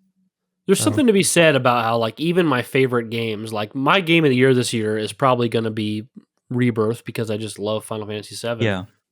But like, Rebirth wasn't 100 hours of uninterrupted pure bliss. Yeah. It had plenty of little moments where I'm like, I don't really want to do this, or this part's kind of boring, or this part's a little repetitive. And that's just what I expect of pretty much all games nowadays. But you play Astro Bot, and it's constant fun and joy. Like, there is no, and like, it's funny because like I'll set it down because I'm like, let's say I've done like 4 levels in a row. I've been playing for like an hour and a half. I'm like, all right, I'm going to stop for a bit. Like, I play a lot of Astro Bot, and then I go do something. I come back 20 minutes later. I'm like, I want to do another Astro Bot level. Yeah. It's like you're refreshed immediately. And like, I was telling Joe, like my wife is playing this with me now. Like, she doesn't follow games. She likes games, but she doesn't follow them. She knows I follow them like crazy. So I picked up Astro Bot, and she saw it, and she's like, I'm like, why don't you try it? And she starts playing it, and she's like, oh my gosh, this is so much fun. And now it's just us passing the controller back and forth and both playing, and like Erica, even when a game comes out that she really cares about, like Final Fantasy, a lot of times she'll come home from work and she'll be like, I don't have time to play games tonight. But all the last week, it's been like, I'm going to take a shower, and then I'm going to get some Astro Bot time in. She just wants to play Astro Bot. That's another thing that's great about it. It's like, if you only play video games for 30 minutes, you could beat like 2 or 3 levels of Astro Bot, Like, I mean, cool. It's one of the, I think it's a very, Astro Bot is a game that isn't, like, obviously, objectively, it's got like all the amazing parts of what makes platformers amazing. Obviously, clearly why it's getting the score. But I think one of the reasons why Astro Bot takes you by short and curlies and takes you where it needs to take you so successfully is because, even like you said, even if you're not into PlayStation and stuff, there's something about the vibe of the game that is pure emotional catharsis. Mm-hmm. It's like the music is bopping. Like I've been listening to the music on YouTube because they haven't put it up on Spotify yet. So Sony, get doing that now. Mm-hmm. and I've been like driving to work and back and listening to it while I'm working and stuff, and it's just like it's so nice, like the music and everything. And same with the like I said, the colors, the graphics, the feel, the characters. You know, like there's a button you can press on your I think it's down on the D-pad that makes like Astro dance and stuff where he flosses. I don't think I've ever done that. I didn't know that. Yeah, try it. Okay. And then like going back to like the base, like the crash site, and you can like mess with all your little Astro homies that are like mascots. The crash site, it was such a good idea. Like I don't know if this game would have hit a 10 without the crash site. It would have been a 9. Bro, the music at the crash site is a bop. It's a fucking bop, dude. I'm there feeling like a robot cowboy, bro. It's so sick. But yeah, dude, I could go on about this game for hours, like all about the little missions and stuff. But honestly, I'm just kind of like, this game is immaculate. I've been playing it for hours. Everybody needs to buy it. Everybody needs to buy it. Support Team Asobi, dude. Do not wait for a sale, because waiting for a sale does not help this team and Sony as a publisher decide to make more of these things. You know, so like buy it now, buy it full price. Full price is $60. It's not 70. They do have a $70 option, which gives you some like more costumes and shit. But like I didn't buy that. I just got the $60. No, I haven't bought that one. No. So. Yeah, which is interesting. I'm wondering what I'm missing out on, because the thing I liked the most about that extra $10 pack was the Bloodborne costume that comes with it. Yeah, but I unlocked a Bloodborne costume in the game without that. It's probably just an early access thing. Maybe get it sooner. Which So it's just $60. Everybody go out there and support Astro Bot. So all right, guys. So we got into the awful PlayStation news. We got into the best amazing PlayStation news. Now we're gonna go somewhere in the middle. I think Joe is correct in saying that there's more negativity out there than positivity. Yeah. But I do think there's definitely an angle of positivity to this. This could be awesome news for many. I think for me, it's awesome news, and I'm not going to buy it. So I don't know. We'll talk a lot about it here. But I'm going to get into the PlayStation blog on the announcement of the PlayStation 5 Pro, and they got a couple tweets pertaining to it, and then Joe and I will discuss. So first, over from the PlayStation blog. Welcome PlayStation 5 Pro, the most visually impressive way to play games on PlayStation. And they have a header picture here that says, so you know that the PlayStation's regular motto is play has no limits. Yep. The PS5 Pro its motto is witness play unleashed. Honestly, you could have removed witness. Play unleashed, yeah, that could have worked too. Yeah. I don't know. You don't need the big word, bro. True. Unleashed is the main thing you need there. Yeah. So features including GPU upgrade, advanced ray tracing, and PlayStation Spectral upper resolution. A super resolution takes players to new heights. So we saw a video with Mark Cerny talking about the PlayStation 5 Pro and the three big components, which would be the GPU upgrade, the ray tracing, and then the PSSR, which is basically like, if you know, like DLSS on computer. It's like an AI upscaling that is able to, artificially upscale images to make them look better than they should be able to look with the power on hand. But to read ahead a little bit here, it says, over the last 4 years since the launch of the PS5, we've worked hard to continuously evolve the console experience and deliver the great games our players expect from us. Today, I'm incredibly proud to announce the next step in the evolution and welcome PlayStation 5 Pro to the PlayStation family, our most advanced and innovative console hardware to date. We developed PS5 Pro with deeply engaged players and game creators in mind, as many have asked for a console that runs even higher fidelity graphics with smoother frame rates at 60 frames per second. We achieved this on PS5 Pro with several key performance features. Upgraded GPU. With PS5 Pro, we're upgrading to a GPU that has 67% more compute units than the current PS5 console and 28% faster memory. Overall, this enables up to 45% faster rendering for gameplay, making the experience much smoother. Advanced ray tracing. We've added even more powerful ray tracing that provides more dynamic reflection and refraction of light. This allows the rays to be cast at double and at times triple the speeds of the current PS5 console. AI-driven upscaling. We're also introducing PlayStation Spectral Super Resolution, an AI-driven upscaling that uses a machine learning-based technology to provide super sharp image clarity by adding an extraordinary amount of detail. PS5 Pro provides gamers with amazing graphics at high frame rates. You can hear Mark Cerny, lead architect for PS5 Pro, discuss the key innovations from PS5 Pro in the following video presentation. This presentation provides a deep dive into the key performance features that make PS5 Pro truly special. So yeah, their big kind of talking point for the PS5 Pro. Take a shot every time they say PS5 Pro in this blog article. Oh, you be dead. I think you'd be dead. Carry on. But their big message of the PS5 Pro was basically saying, hey, ever since we launched the PS4 Pro, gamers have gotten used to, in their option settings, being able to go to fidelity or performance. And usually, in most games, how it works is fidelity gives you better graphics, but 30 frames, and performance gives you less sharp graphics, but at 60 frames. And their goal behind the PS5 Pro was to say, hey, what if you had a console that could always give you that image quality from fidelity and the 60 frames from fidelity? So taking everything you want and putting it into one and not having to make a sacrifice. Now, that's a wonderful concept and something I think all of us like to hear. The only problem is that it doesn't apply to every game. They can't promise that with every game. Certain games get certain upgrades that others don't. PS4 can get a boost in certain games, which is up to 8,500 games. So pretty much probably any game you want is going to get a boost, but we don't know to what level that boost helps. They kept showing comparison images in the video, but since we're watching it over the internet, streaming, YouTube video, most of the comparison images didn't look much different. They showed Horizon or Ratchet and Clank Rift Apart, and the two images looked borderline the same, despite it being on the PS5 Pro, which doesn't really do it justice, because I'm sure in person it's actually noticeable if you had two console units there and two TVs and you were watching them side by side. But yeah, they didn't have maybe as much to sell people on this as you would have thought. Yeah. And then after a very short presentation, they end with the price.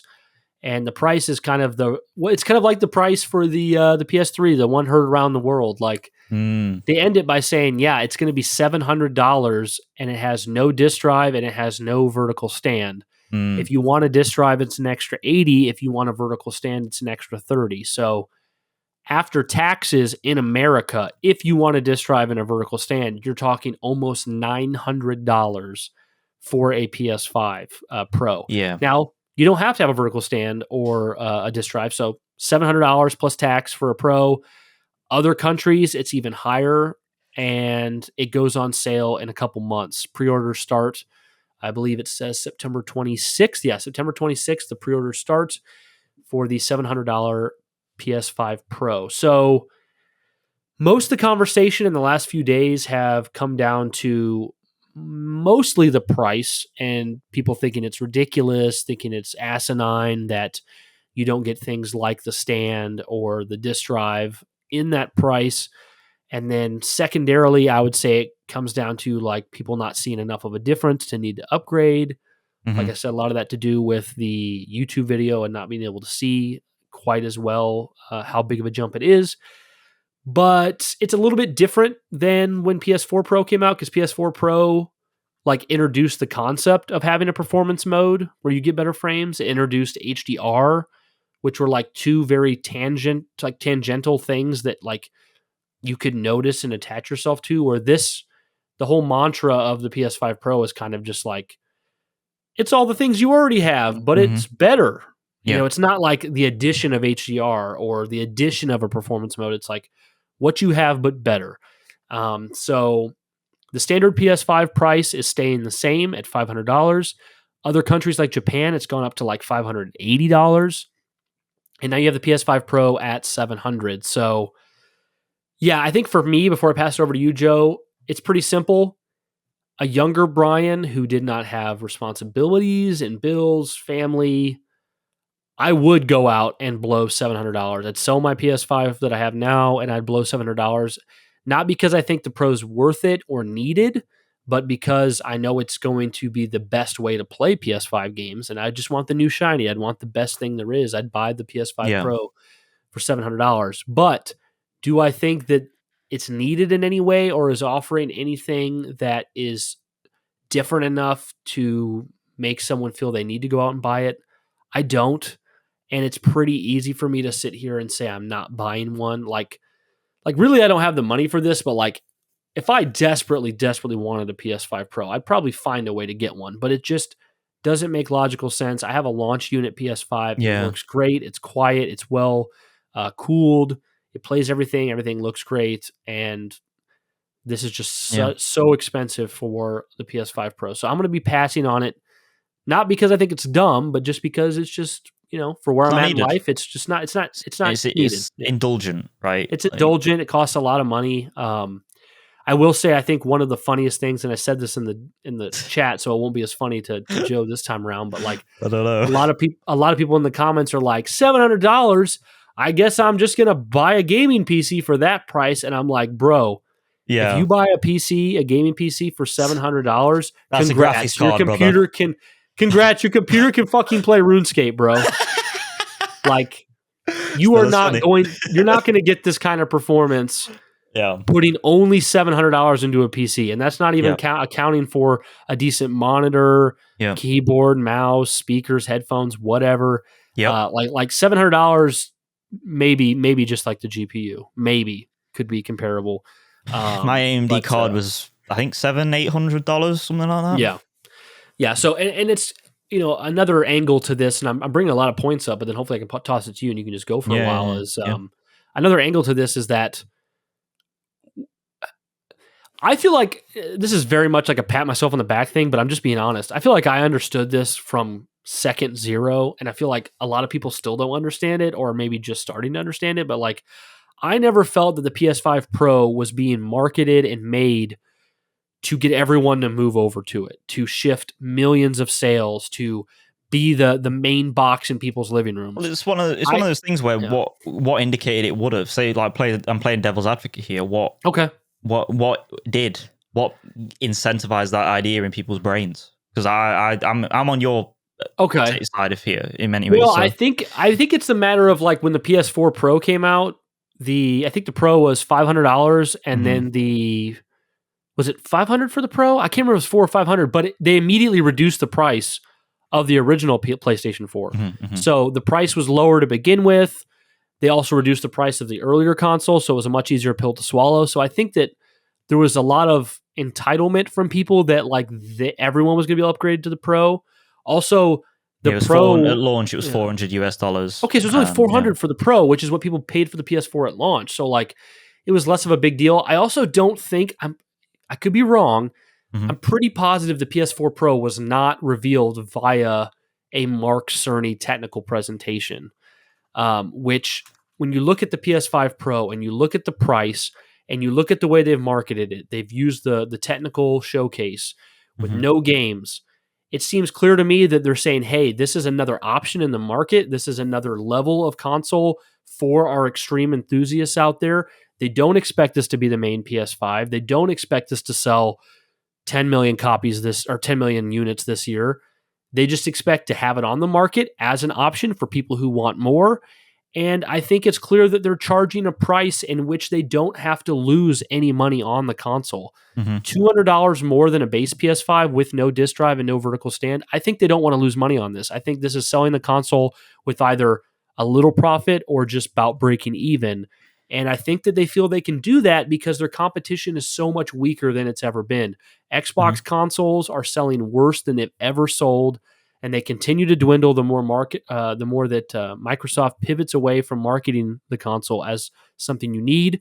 Microsoft is committed to having 2 SKUs at launch with the Series S and the Series X, and have said that they're not offering a Pro unit. Actually, I'm pretty sure in a month there's a new SKU of Xbox coming out, but it's literally just the Series X, but it's white with no disk drive. It's the same console. So I think Sony sees that, hey, they're kicking ass in the market. They're leading.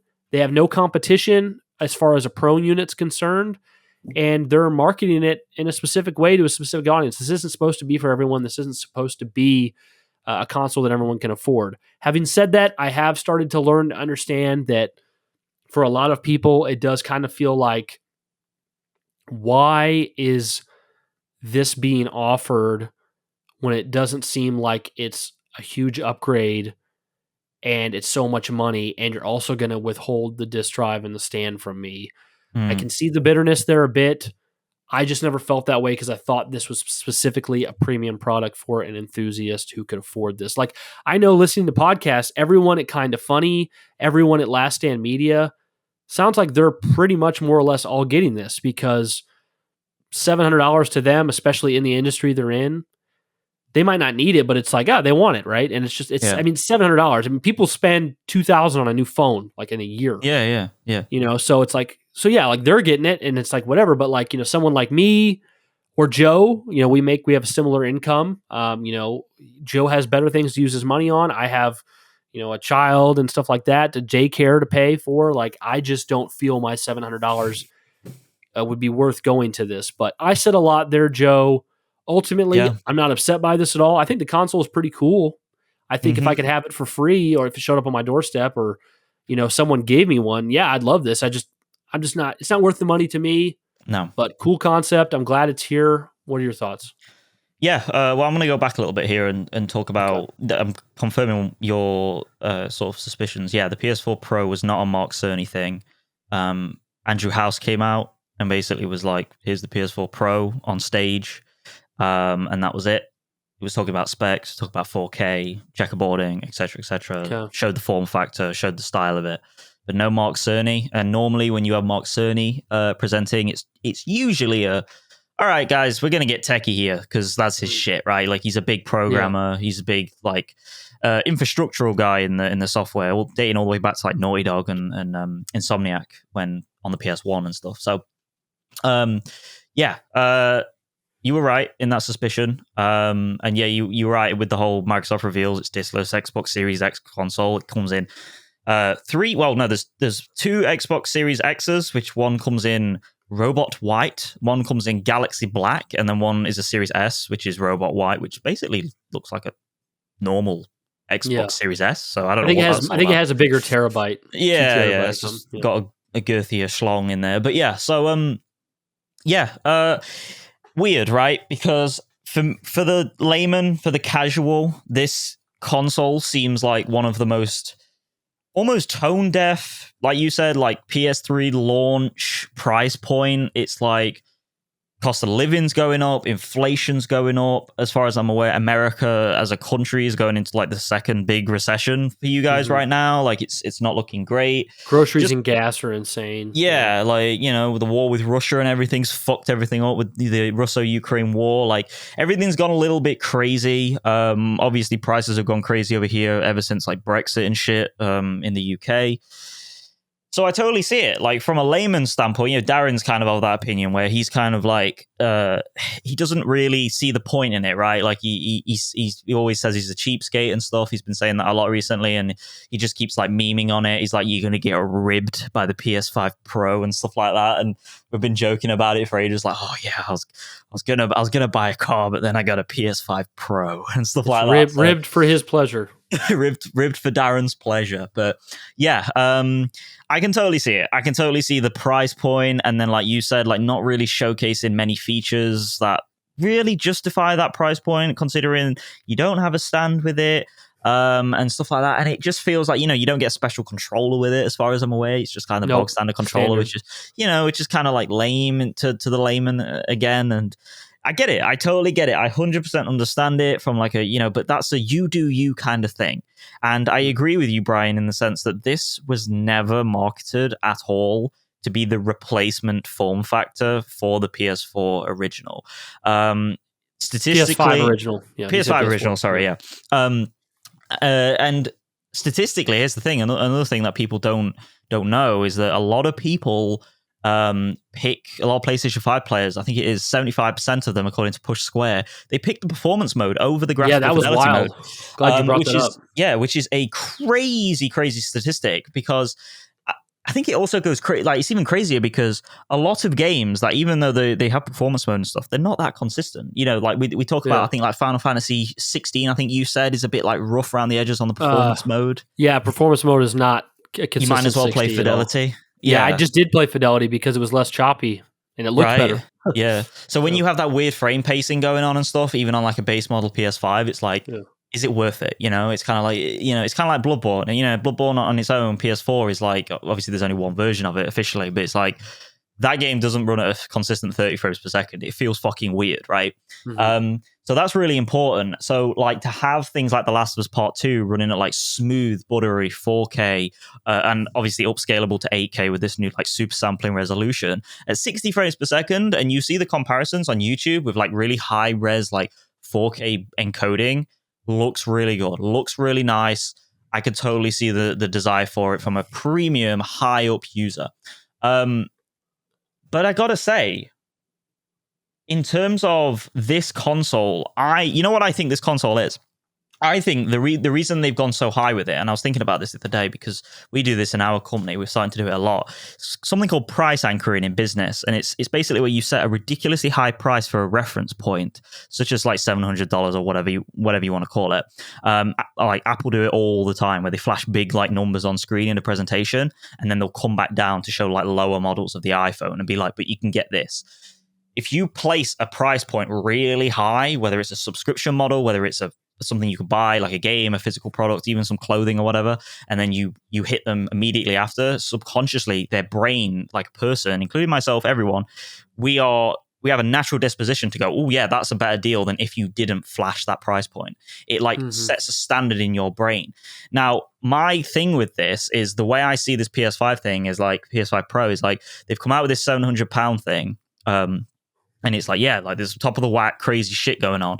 But I always think they know a lot of people are on PS4 right now. They know a lot of people are moving over because they don't see the value in the PS5 right now, whether it's due to a lack of, true to form exclusive titles, whether it's due to a lack of maybe service offerings that like Microsoft have abundant over the, across the pond, or whether it's just cost of living, right? And just savings, right?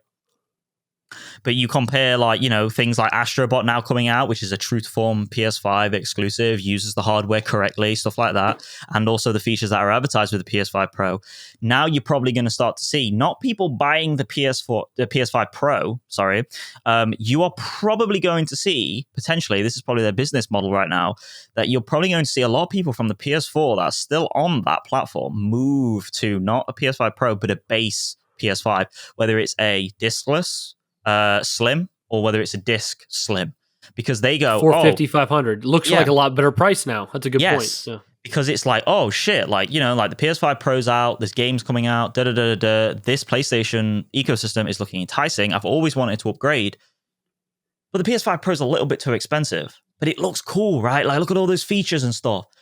I can kind of get that with the PS5, and maybe that looks a little bit more enticing now.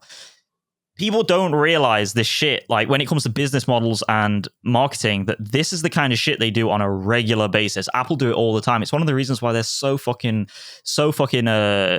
profitable, and they're one of the biggest companies in the world right now, because they consistently play on your subconscious without you even realizing it's happening. And it's evil, depending on how you look at it, but it's true. It's a genuine thing. And I think that this PS5 Pro motive is, one, yes, true to form, it is appealing to the premium high-end PlayStation 5 users, or people that want to get into the PlayStation 5 ecosystem right now. But it's also giving them a subconscious trickery of, I want to get a PS5, I can't afford the Pro, let's go with the lower model now because I might as well. And I think it doubles down when you look at the PS5 Pro, because it's showing that, Microsoft doesn't have an answer for a mid-generation refresh, but PlayStation does. That gives me confidence in the brand in this generation, because it's like, they care. They care. I don't think they do. Like me as a PlayStation fan, like they don't give a fuck. They just want to get more money, which is fair enough. I mean, I'd argue they probably don't make that much on hardware sales at all when it comes to the PlayStation 5 Pro, but by the by. And then touching on what you said about the PC market, most people that make arguments about PC hardware and sales and entry costs and investing in PCs for gaming reasons, absolute bollocks. There is no such thing. There has never have been as future-proofing your platforms. It doesn't exist. You always chase it. Yes, you might last a little bit longer on a PC comparatively to a PlayStation 5 or an Xbox, but ultimately, or a Nintendo platform. But ultimately, you're always going to be chasing it. You're always going to be chasing the latest and best hardware. I was a victim of anchor pricing with my graphics card. Nvidia set the price for their new architecture, their new graphics card. I couldn't afford that, so what did I do? I went and bought my first ever AMD video card for much cheaper. That was the equivalency of what Nvidia sells. And I fell victim to price anchoring. It happens on a daily basis, dude. It happens when you go to the supermarket. It happens when you see the fucking, the chicken is like, there's only like 3 days left. This is clearance sale. Let me buy that instead of, the fucking chicken over there that's like full price and it's got more days on it. That's anchor pricing. It all works out. It's all circular. So my point is with like going back to the PC once again, it's like people will moan about like PS5 Pro costing a shit ton of money to people for themselves and everyone around them, and they're like, oh, it's not fair, it's too much, etc., etc. But then you look at like things like the Valve Index, which is like £1,000 for a VR headset. You look at the fact that graphics cards are going through the roof when it comes to pricing. You look at the fact that CPUs are potentially getting bottlenecked because of this when it comes to the pricing element.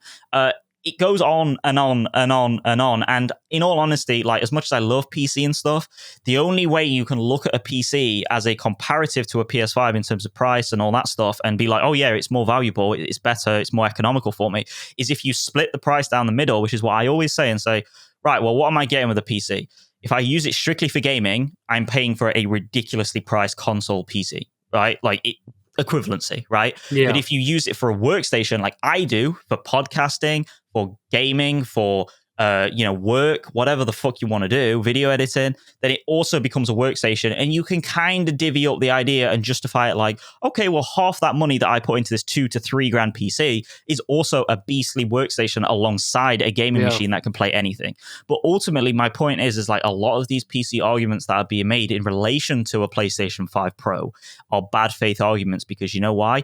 You cannot play anything that the PS5 Pro plays at the price that the PS5 Pro is in hardware on a PC, because now PC is not like an economical option. It's just not. I'm sorry. Like PC gaming now, you can get away with low end specs, but ultimately it is a platform that is for the enthusiast gamer, and in many ways it always has been, but ever more so now. So to your point, when I was in high school, I built my first gaming PC. Now, prices were a lot cheaper then. PC gaming wasn't as big. Yeah. I think my tower was about $450 for my gaming tower. But I didn't have the latest tech. I just had stuff I could play. Like I could play World of Warcraft at max frames, stuff like that. I could play, let's see, like that was probably like 2009 or 10. I could play what would have been a game out then? Like I could play Crysis 1, but I couldn't play it at max settings. But I could play it smooth and like looking great. Yeah. But that was $450. That was 15 years ago. That was just for the tower, and I still couldn't play current day games. Everything. Yeah. No, so like you talk about 15 years have passed, inflation, gaming PCs are more desired now. Crypto crash. Crypto cards being used for crypto and AI. No, you need to be, for a PC that we're even talking about making sense for gaming modern, just your tower needs to be over 1K, probably like over 1,500. And get about the accessories. So and it's one of those things where let's not even talk about the price side of things. Let's talk about the accessibility and the comfortable side of things. Some people do not want to play PC. Some people do not want to build a PC themselves or have someone build it and then have the rigmarole of plugging it all in. Some people, even though they're really like gaming centric, they don't really want to have like a PC that they have to plug in every time, or potentially if they want to play it in the living room with the TV, they have to drag it out their office and put it next to the station or whatever, like the TV setup. And They just want a controller in their hands. They just want to sit on the sofa and they just want to play games. And sometimes, here's the thing: to a lot of people, the PS5 Pro being the closest it can be to a PC in terms of spec and stuff, and playing those like titles that are £1,500, £2,000 PC will charge you, will set you back. If you want to play those equivalency titles, it's like the £700 console isn't much to anyone. And again, that goes especially double if they've been saving for potentially a PS5 Pro since the PS5s came out, because they've stayed on the PS4. So they've been saving all this time going, no. I'm going to be smart to me and go, I'm going to wait for the PS5 Pro. And then they go and buy Can you imagine how that would feel too, to go from PS4, especially if you're base PS4 to PS5 Pro? And dude, it has me wondering too, why they didn't, I don't recall Mark Cerny or really anywhere them marketing that this is 2 terabytes. Like, I know that seems like it's not a huge deal, but like, when you're talking about a $700 price tag, I think they should have spotlighted that you're getting 2 terabytes here. Like, yeah, with and it's diskless as well, so it's like it's double. You need to emphasize that. Yeah, like, so that would have been a good idea, but yeah, standard controller. The system, I think it's interesting. They kind of followed the same design philosophy as the PS4. The PS4 original had like a step, like a single step. You know, when I say step, I literally mean like a staircase step. Yeah. Was what the PS4's like design looked like, and then the PS4 Pro had like 3 steps. So then for the PS5, the Slim has like 1 rib, and then the PS5 Pro has like 3 ribs. So it's kind of like the same design philosophy. So yeah, it's cool. It's consistent, but I really don't think this is that big of a deal. I really don't. Yeah. Like, I think a lot of people need to chill out with it. It's an enthusiast price point, and I also don't necessarily think it's like, I've heard a lot of people like Doom's saying for like, oh, like this is what they're going to charge for the PS6, and it's like, well, maybe, but like, there's no evidence that that's going to be the case. No, there isn't, and I mean, like, yeah, it's just tough because I think it's clear that prices of everything are going up. This is the first generation that consoles haven't got a price reduction. Yep. You're seeing the Pro at $700. Like we talked about, you're seeing graphics cards being used for crypto and AI and stuff. If the PS6 comes out in 2028 and the PS6 launches at $700, I'm not saying we're going to like that anymore, but like $700 for a PS6 in 2028, that might be pretty reasonable, you know? And we know for sure that they're going to have cross-generation games for at least 3 years, if not 5, with the PS5. So I think we should buckle up and expect that kind of price. Like, I don't really, I mean, honestly, if you made me like decide right now if I think that they're going to be able to get the PS6 at $500 or less for launch, I would say no. Yeah.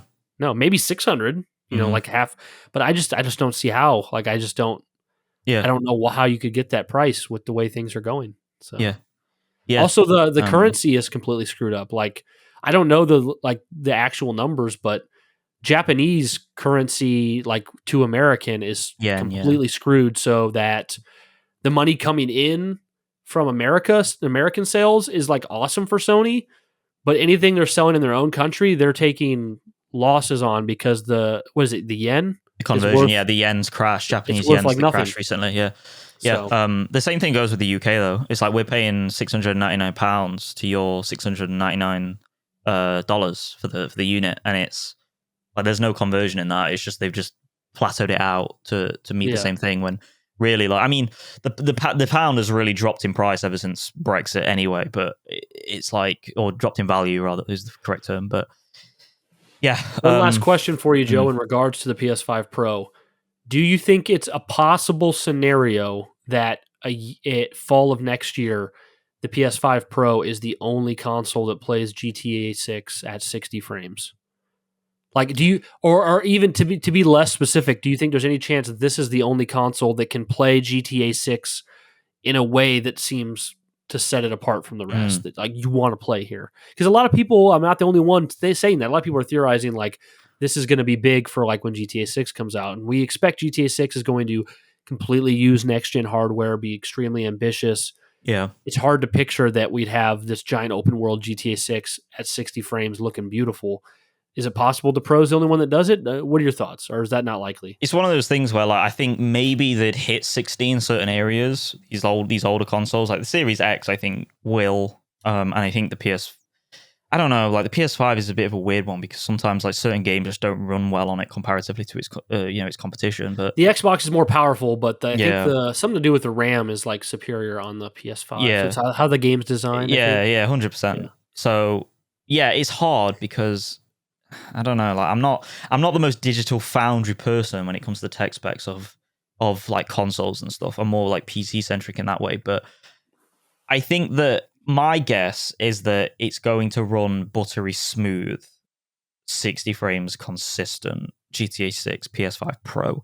But I think that while I think what it will be is that previous consoles will be target 60 frames per second, and they'll probably sit around the 40 to 50 mark potentially.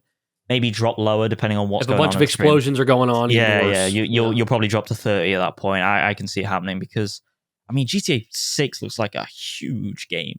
like a huge game. So, and I also think, like you speculate that console will be the thing that sells because of GTA. It's like that can, if the tech side of it, like I've just said, follows through and that actually happens, it's like the PS5 Pro is going to look very enticing to that market because GTA is huge. What about you, Joe? Okay, let's say fall of next year, Death Stranding 2 comes out. And the only way to play Death Stranding 2 at 60 frames is to have a Pro, and it's not on PC yet. Do you buy a Pro? Or you play Death Stranding 2 at 30 frames? If it's like hard 30 and there's no target on the performance mode of PlayStation 5... Are you getting a Pro for Death Stranding 2? I think I might have to, brother. I think I might have to sell the PS5 and... Damn. See, there it is.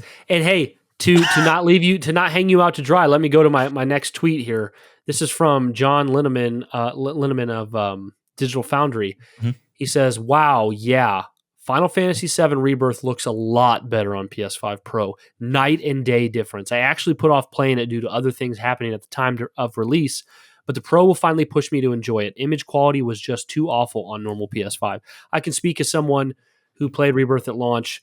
Rebirth, if you wanted performance mode, the game got very soft looking, right? Very, very like dull. And even for someone like me who doesn't seem to be like the biggest like tech guy, when I played it in performance, I'm like, well, damn, my visuals took a hit, and I just noticed it. And thinking about, wow, could I replay Final Fantasy VII Rebirth and have all that beautiful image quality and solid 60 frames if I was on a Pro? Like, that's my Death Stranding 2 right there. I'm like, oh my gosh, that sounds freaking amazing. Yep. So that's something to definitely sell you on the PS5 Pro. But yeah, which comes back to our point of like, it's all about the games, bro. Like, you know, we talk about these consoles and stuff, but like ultimately, like we've just gone on a massive spiel, especially myself, about like all these tech specs and everything, but none of it means anything from a platform side of things if your games don't benefit from it. Hopefully. And yeah. We'll see if that Death Stranding 2 is at 60 and Joe gets a Pro. I mean, maybe, but I'm even looking at like PS5 Slims and shit now, like on eBay, like how much they sell for in preparation for this. Like, and I mean, they sit around like £300 over here, like $300, which is not bad. You know, I mean, maybe mine because it's standard, and I've taken the plates off and everything, and my original plates are a bit like scuffed and everything from moving it around. I think maybe 250, 225, like. And then that, like, if I put that into the PS5 Pro, it's like, then I get that down to 500-ish something. And it's like, does GameStop have a deal where I can trade my PS5 and my Xbox Series X towards a Pro? That'd be no, they just give you a coupon and say, go on, off you go. Yeah. We'll give you $5. we'll give you a life. No, they wouldn't even give you a lifetime. We'll give you 7-year subscription to GameStop Pro Plus. I thought you were going to say Game Informer. It's like, but bro, it's not alive anymore. It's don't like, even have that. Fuck you, you're having it. Ugh. Awful. All right, we are running out of time, and we want to talk about a lot of stuff here. So let's move on to your question next. Your special question, Joe. We'll save what we're playing for the end. Do you want to go ahead and run it by me? I know what it is already, but for the audience here, what your special question is? So it's based upon Astro Bot. So after Astro Bot's very high Metacritic scores out the gate and the character looking like a worthy top contender for PlayStation's new mascot under Herman's presidential status over Sony Studios, which mascots and their respective games from PlayStation would you transfer to Xbox, Xbox to Nintendo, and Nintendo in turn to PlayStation? I'm going to nail this, bro. Can I go first? Yeah, go for it. Okay, so I would take from PlayStation Killzone and transfer it to Xbox. That was my original thought, yeah. Microsoft could turn that into an awesome first-person shooting franchise that people on the Xbox who love first-person shooters, would play. Oh, yeah, definitely. Then from the Xbox, I would take Banjo-Kazooie and give it back to Nintendo. And Nintendo can make Banjo 3E, and we would love it, and it would be awesome, and it'd be perfect on the Switch. Yep. Then from Nintendo, from Nintendo, I would give Star Fox to PlayStation because Nintendo is not doing anything with Star Fox, and every time they touch it, they just make it worse. Right. I think PlayStation could give it Star Fox to somebody like a Team Asobi, and it would be awesome. So that's my full. So it's Killzone to Xbox, Banjo-Kazooie to Nintendo, and what did I just say? Star Fox to PlayStation. Star Fox. Yeah. So nice. Let's hear yours. I would say they're better picks than mine, in all honesty. They're based within better foundational reasons and motives. But yeah, I'm picking... See, this is the thing. It's arguable whether this is a mascot, but I'll go for it. Celine from Returnal, PlayStation to Xbox. Okay. The reason is because while she's not necessarily a mascot, she is pretty big in the current sphere of PlayStation. She counts. In terms of, I would say so. That means Xbox gets the Returnal game as well. Yeah. Yes, and I think that, in all honesty, Returnal to me, I've not played it, and the reason is because it always just seems kind of like it's always seemed like a game that's kind of sprinkles like ice cream sprinkles on top of your ice cream, and it never feels like it fits, but it could fit maybe more in the bro shooter scene, which is Xbox's bread and butter, right? Yeah. It's fast paced, it's third person shooter, like it's very similar to Gears in that regard, in the camera positions and stuff. And yeah, I just think it would do really well over there. I don't know who would develop it. I don't know, maybe the Coalition. I think they would do a good job with it. But yeah, Celine Returnal, and then I would go all the way back, very similar to how you've done with Banjo-Kazooie. Conker's Bad Fur Day. I would take Conker, and I would chuck him on Nintendo. Okay. Now, would Nintendo make a sequel that's inappropriate, or would they make him? Well, this is the thing. I think Nintendo will have to, right? Kind of like how Disney have like reappropriated Deadpool. It's like Deadpool's clearly not under Disney's MO, but they've had to kind of loosen up their values, loosen up their strictness for him. Which is how they joke about it in the film, in the new film. So.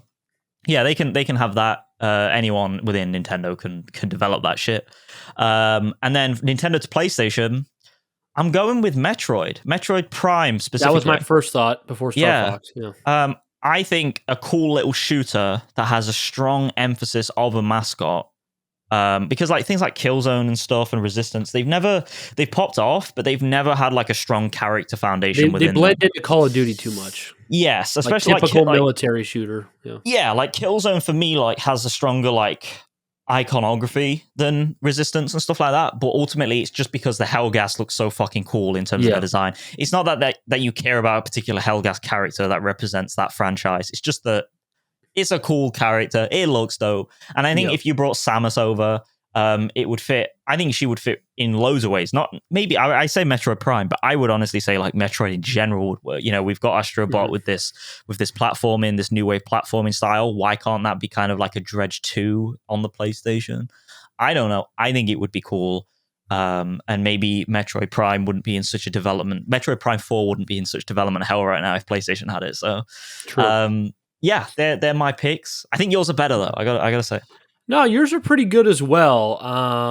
I think the biggest one for myself was giving Banjo back to Nintendo because everybody wants another Banjo, and it's clear Microsoft just does not give a shit to touch it.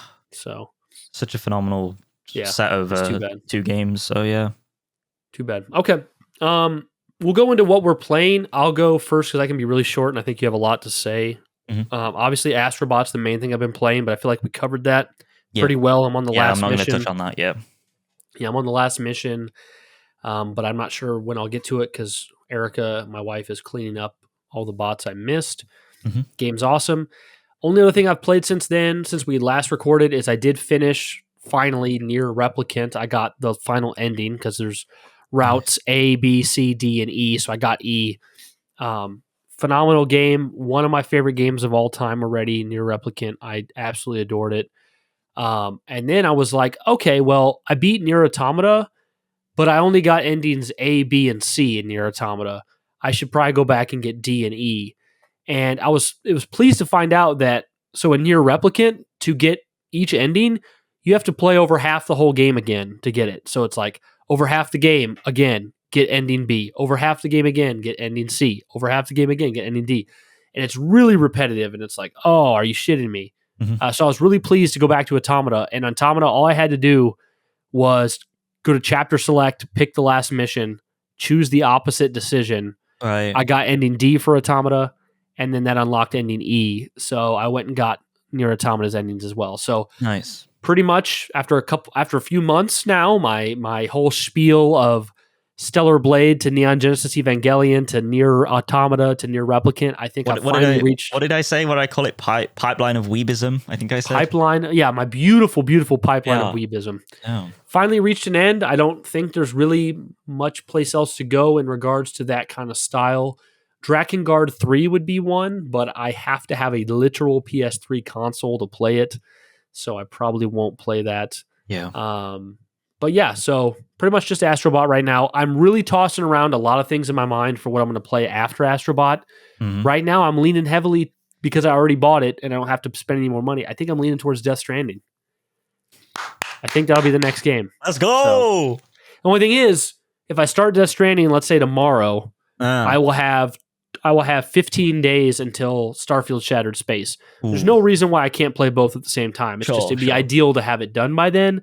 But even though I'm not a completionist, I don't know with my time frame that I'll be able to beat Death Stranding in 2 weeks. So yeah, Death Stranding is quite a long game. To some, it's overtly padded. There's a bit where you get to the end of. It's not a spoiler, but not much of one anyway. You get to the end of the country, and then you got to walk all the way back.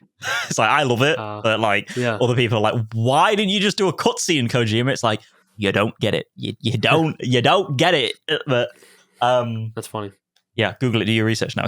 But over to you, Joe. You've been playing at least, 3 games? Three games since the last episode. So I finished Bounty Hunter, so I'm not really going to talk on that, aside from the points that I made still stand, the poor checkpointing, the poor AI enemies, but fuck me, is it a great time. Still belongs on the C tier of Star Wars tier making lists. But I also, immediately after that, I jumped into the Aspire like port. It's a remaster. Like they remastered it and they resed it and everything, but it's technically a port because it's not an official remaster title of Republic Commando. Now I've played this game I think twice or 3 times in the past, like on the was it the Xbox? I think I played it on the Xbox, the original Xbox. And I thoroughly enjoyed it, but I always played this game on normal. And there's a tagline on the PS5 version that's like, your squad is your greatest weapon, or something like that, right? And that subtitle cannot be more apt. This game this playthrough is the first time I played this game on hard difficulty. And I have to say, this is one of the most mind-blowingly amazing first-person shooters I've ever played, mainly because of the difficulty. This, you have to play it on hard. You have to. I know it's really, really difficult, but it truly, truly emphasizes, like, every other shooter in the industry, like, emphasizes empowering the player, giving you new weapons, making you more powerful. There's not really any of that going on in Republic Commando. This game, in terms of depowering the player, and putting you against insurmountable odds that you cannot possibly face on your own, is likened, in my opinion, more to like horror shooters like Fear and stuff like that, which exist within their own little space because it's horror, right? It makes sense that you're depowered and stuff, and things are more scarce. Resident Evil or something. You're not you get empowered in those games, but it's more like the items they give you are more just to get to the next place. Survive this outbreak, right? And Republic Commando is very similar to things like that, where it's like, yes, you can get weapons. Yes, you can pick up cool concussion blast rifles and rocket launchers and stuff like that, and bolt casters from the Wookiees. But what makes you win this game is how you command your squad, where you pitch them up, where you place them, whether you decided to breach doors, whether you decided to slice them so you could go in stealthily and not activate the turrets that will shoot you if you breached it and stuff like that. And there's so much nuance to this game that's only like 4 hours, 6 hours long, if that. And it's a great romp through pre-Order 66, Clone Wars era Star Wars. And I said this to Wes in the chat, or all of you, I said, this game feels like, unlike Jedi Survivor and stuff, where even though it's its own story, it feels like it's really attached to the Star Wars license because of the recurring characters and the merry-go-round that happens and all that with like Darth Vader and everything. Republic Commando, even though it's got similar sites, similar things, similar people, it truly feels like it can be its own little thing in its own world, and I'm really appreciative of playing that game. And there's just moments in the game where like the squad just has conversations to your actions and responds dynamically to everything that's going on. And I mean, there was one part, I would say about like 3/4 way through the game, maybe 2/3, where it gives you agency on how you can approach objectives, right? And you go into this hangar, the final hangar in the mission, and it's just full of super battle droids and normal B1 battle droids and droidicas, and they keep perpetually spawning out these spawners that you're very accustomed to up until this point in the game. And the guy over the comm link, the guy who's advising you, your team advisors, basically like, you can't fight this. You need to go to the back of the room and call this walker up. And because the game was like so loud at this point, because I was playing it really loud like an idiot, I didn't technically hear him over all the gunshots and the blaster fire and everything. And I was like, fuck it, I'm gonna get these guys. And I'm there like struggle bussing through this section on hard mode, like all my team keep going down, and I'm like, it's like I'm like there on the controller, like spamming all these buttons and like moving quickly and commanding my team to like revive that guy Delta, and it's just like there's so much defib action going on. I'm going down, they're going down, and we're like, right, we got the bomb on the spawner, quick blow the spawner up, and then that spawner goes down, but then we go down to a droidica, and I did it, and then I like called up the walker, which is what you meant to do at the start, and I was like, oh shit, I could have used that for the fucking fight. But it was so cool that I had that agency and that ability to like fight these battles how you want. And it's got an element to it that's like, that's similar to the way Battlefield from EA makes me feel, where not the scale or anything, because it's very tight linear based game, but it's like you really feel in those moments like it's you versus everyone, like everyone on the screen, whether it's a Geonosian, whether it's a Trandoshan, whether it's a the droids, the separatists, whatever. And it's so fucking cool. So cool. And it's a shame that now, because of Disney and stuff, it's not a canon storyline, because it's quite self-isolated and stuff. But, oh, bro, like, it's one of the most mind-blowingly good shooters that I've played. Like I said, mainly because I decided to play on hard, which I do genuinely think is the truth. Because it's not about how much you can shoot. Your guns are your guns, and you can defend yourself. But exactly, like I said, go back to what I said, like, it's using the squad. Like, there's moments where it takes away your squad from you in hard mode, and you start to realize very quickly, on normal, it's whatever, it's fucking easy as shit.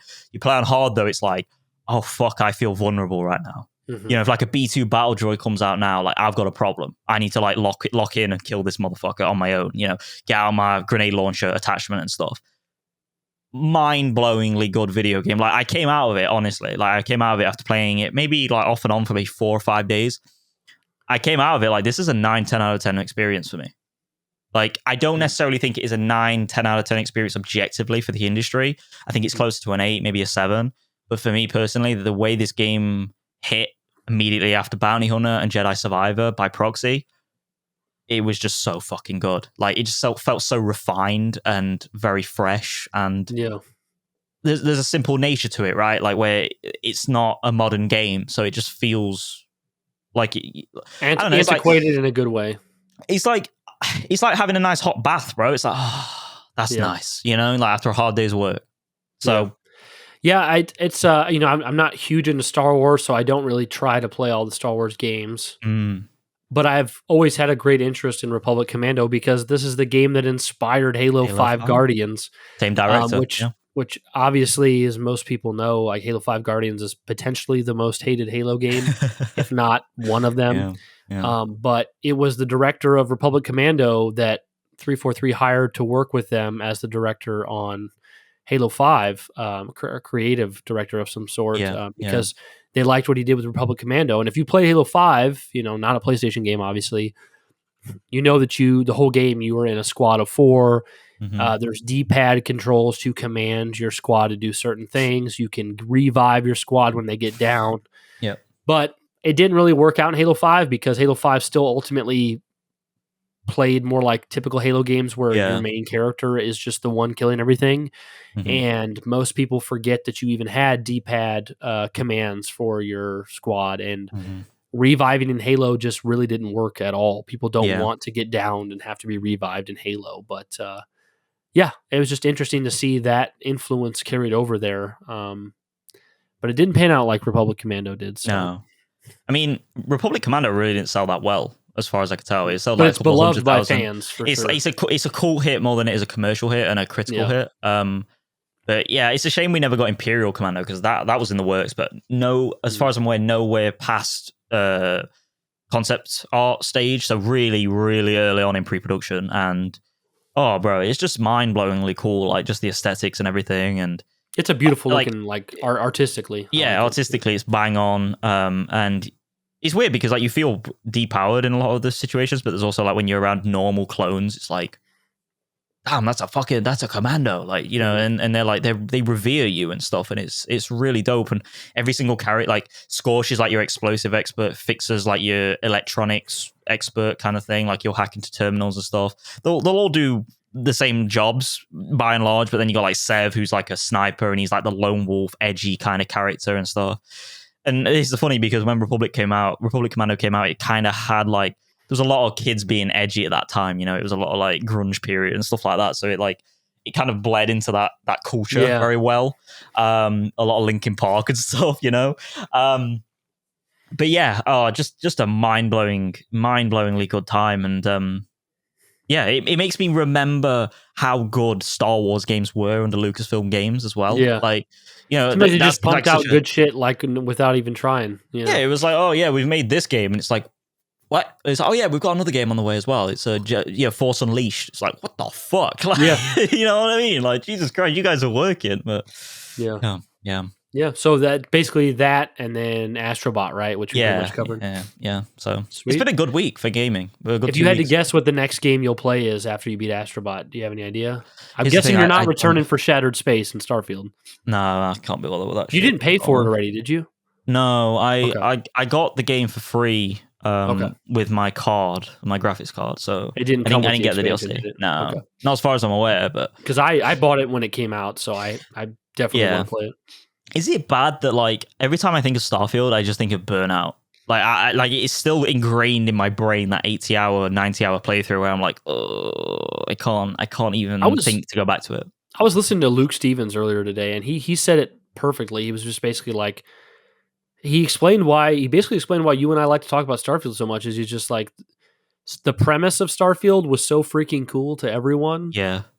That everyone was super excited for it. And then when you play it, it's still a really good game, but it doesn't really live up to the promise of what everyone wanted. So it's just this really intriguing game because, I mean, you could say that we have other games like it, though I don't think that's true. Like No Man's Sky is a completely different type of game.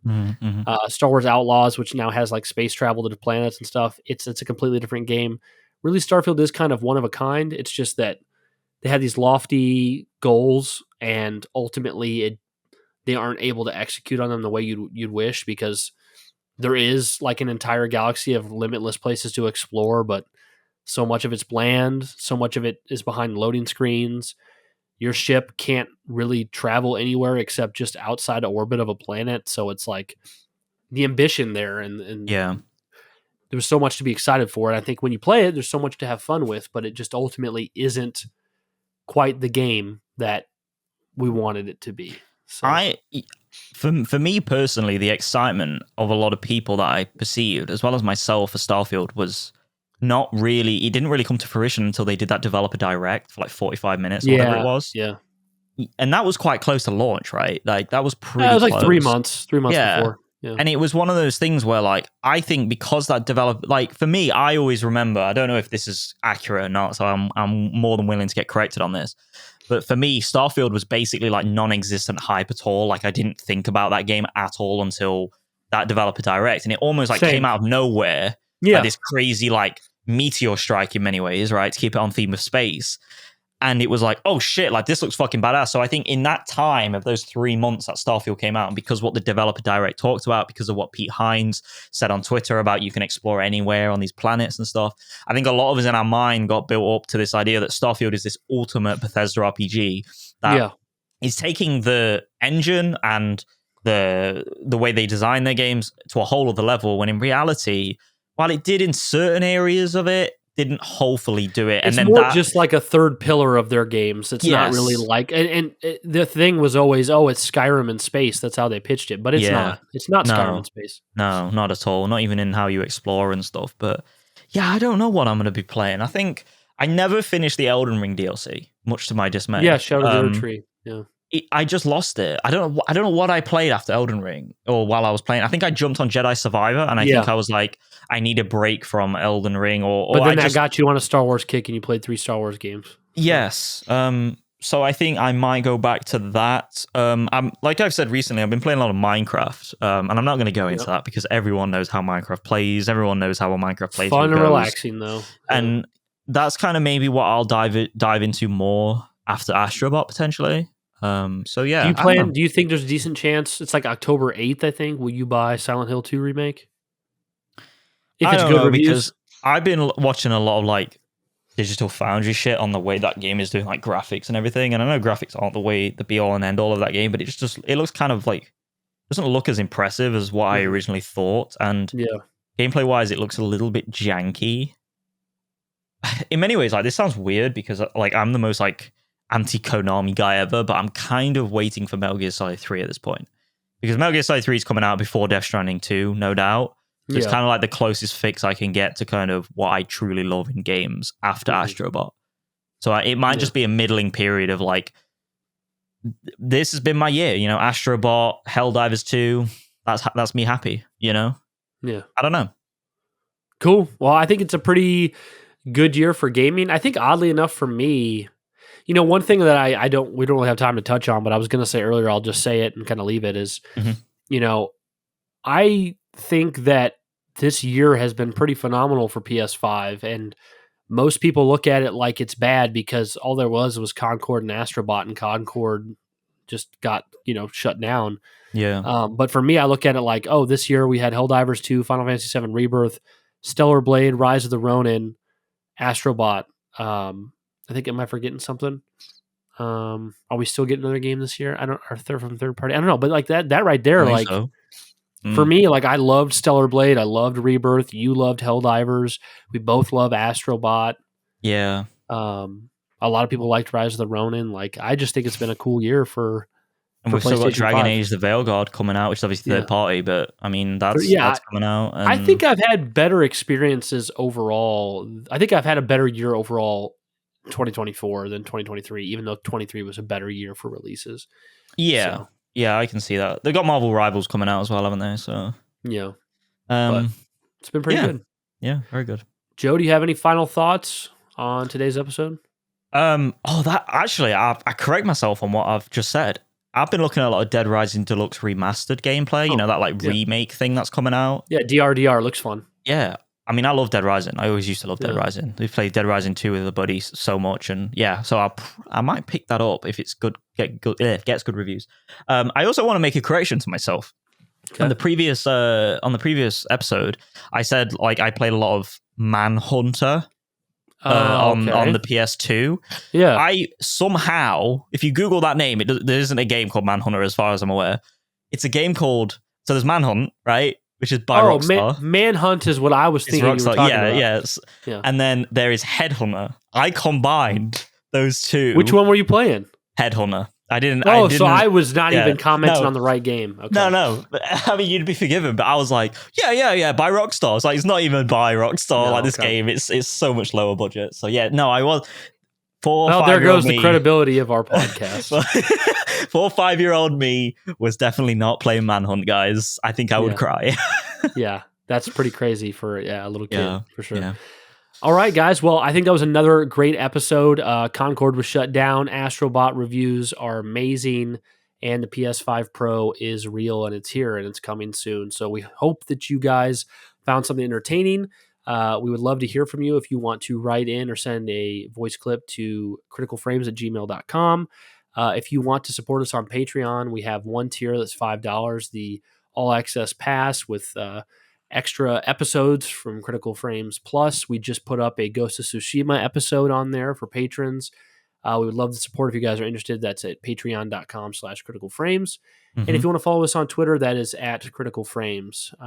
But yeah, guys, it's a fun time. We're getting into the fall season here. We're coming up on Silent Hill and Dragon Age and maybe MGS3 remake Delta. They haven't said yet. Yeah. Shattered Space, which is obviously not Sony yet, but it will be, I'm sure. But yeah, Call of Duty, lots of stuff coming out. Looking forward to it. Getting into the holidays. Oh yeah. Yeah. So that's pretty much it for me, Joe. It's been a good time recording with you. We're looking forward to seeing you guys next week. Thanks for bearing with us while I was sick.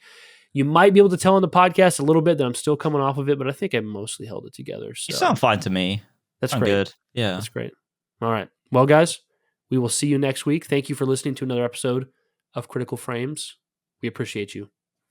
Peace, guys. Peace. Critical Frames, a PlayStation podcast, is created in partnership between Brian Arvett and myself, Joe Smalley. It's available on all mainstream audio and video feeds. All music featured in the show is by Caleb Webster. We're incredibly grateful to the following All Access Pass patrons for the support they've shown for this independent venture: Boba's Feet, Darren.jpg, Diente D. Hombre, Irish Phoenix, and Music Tree.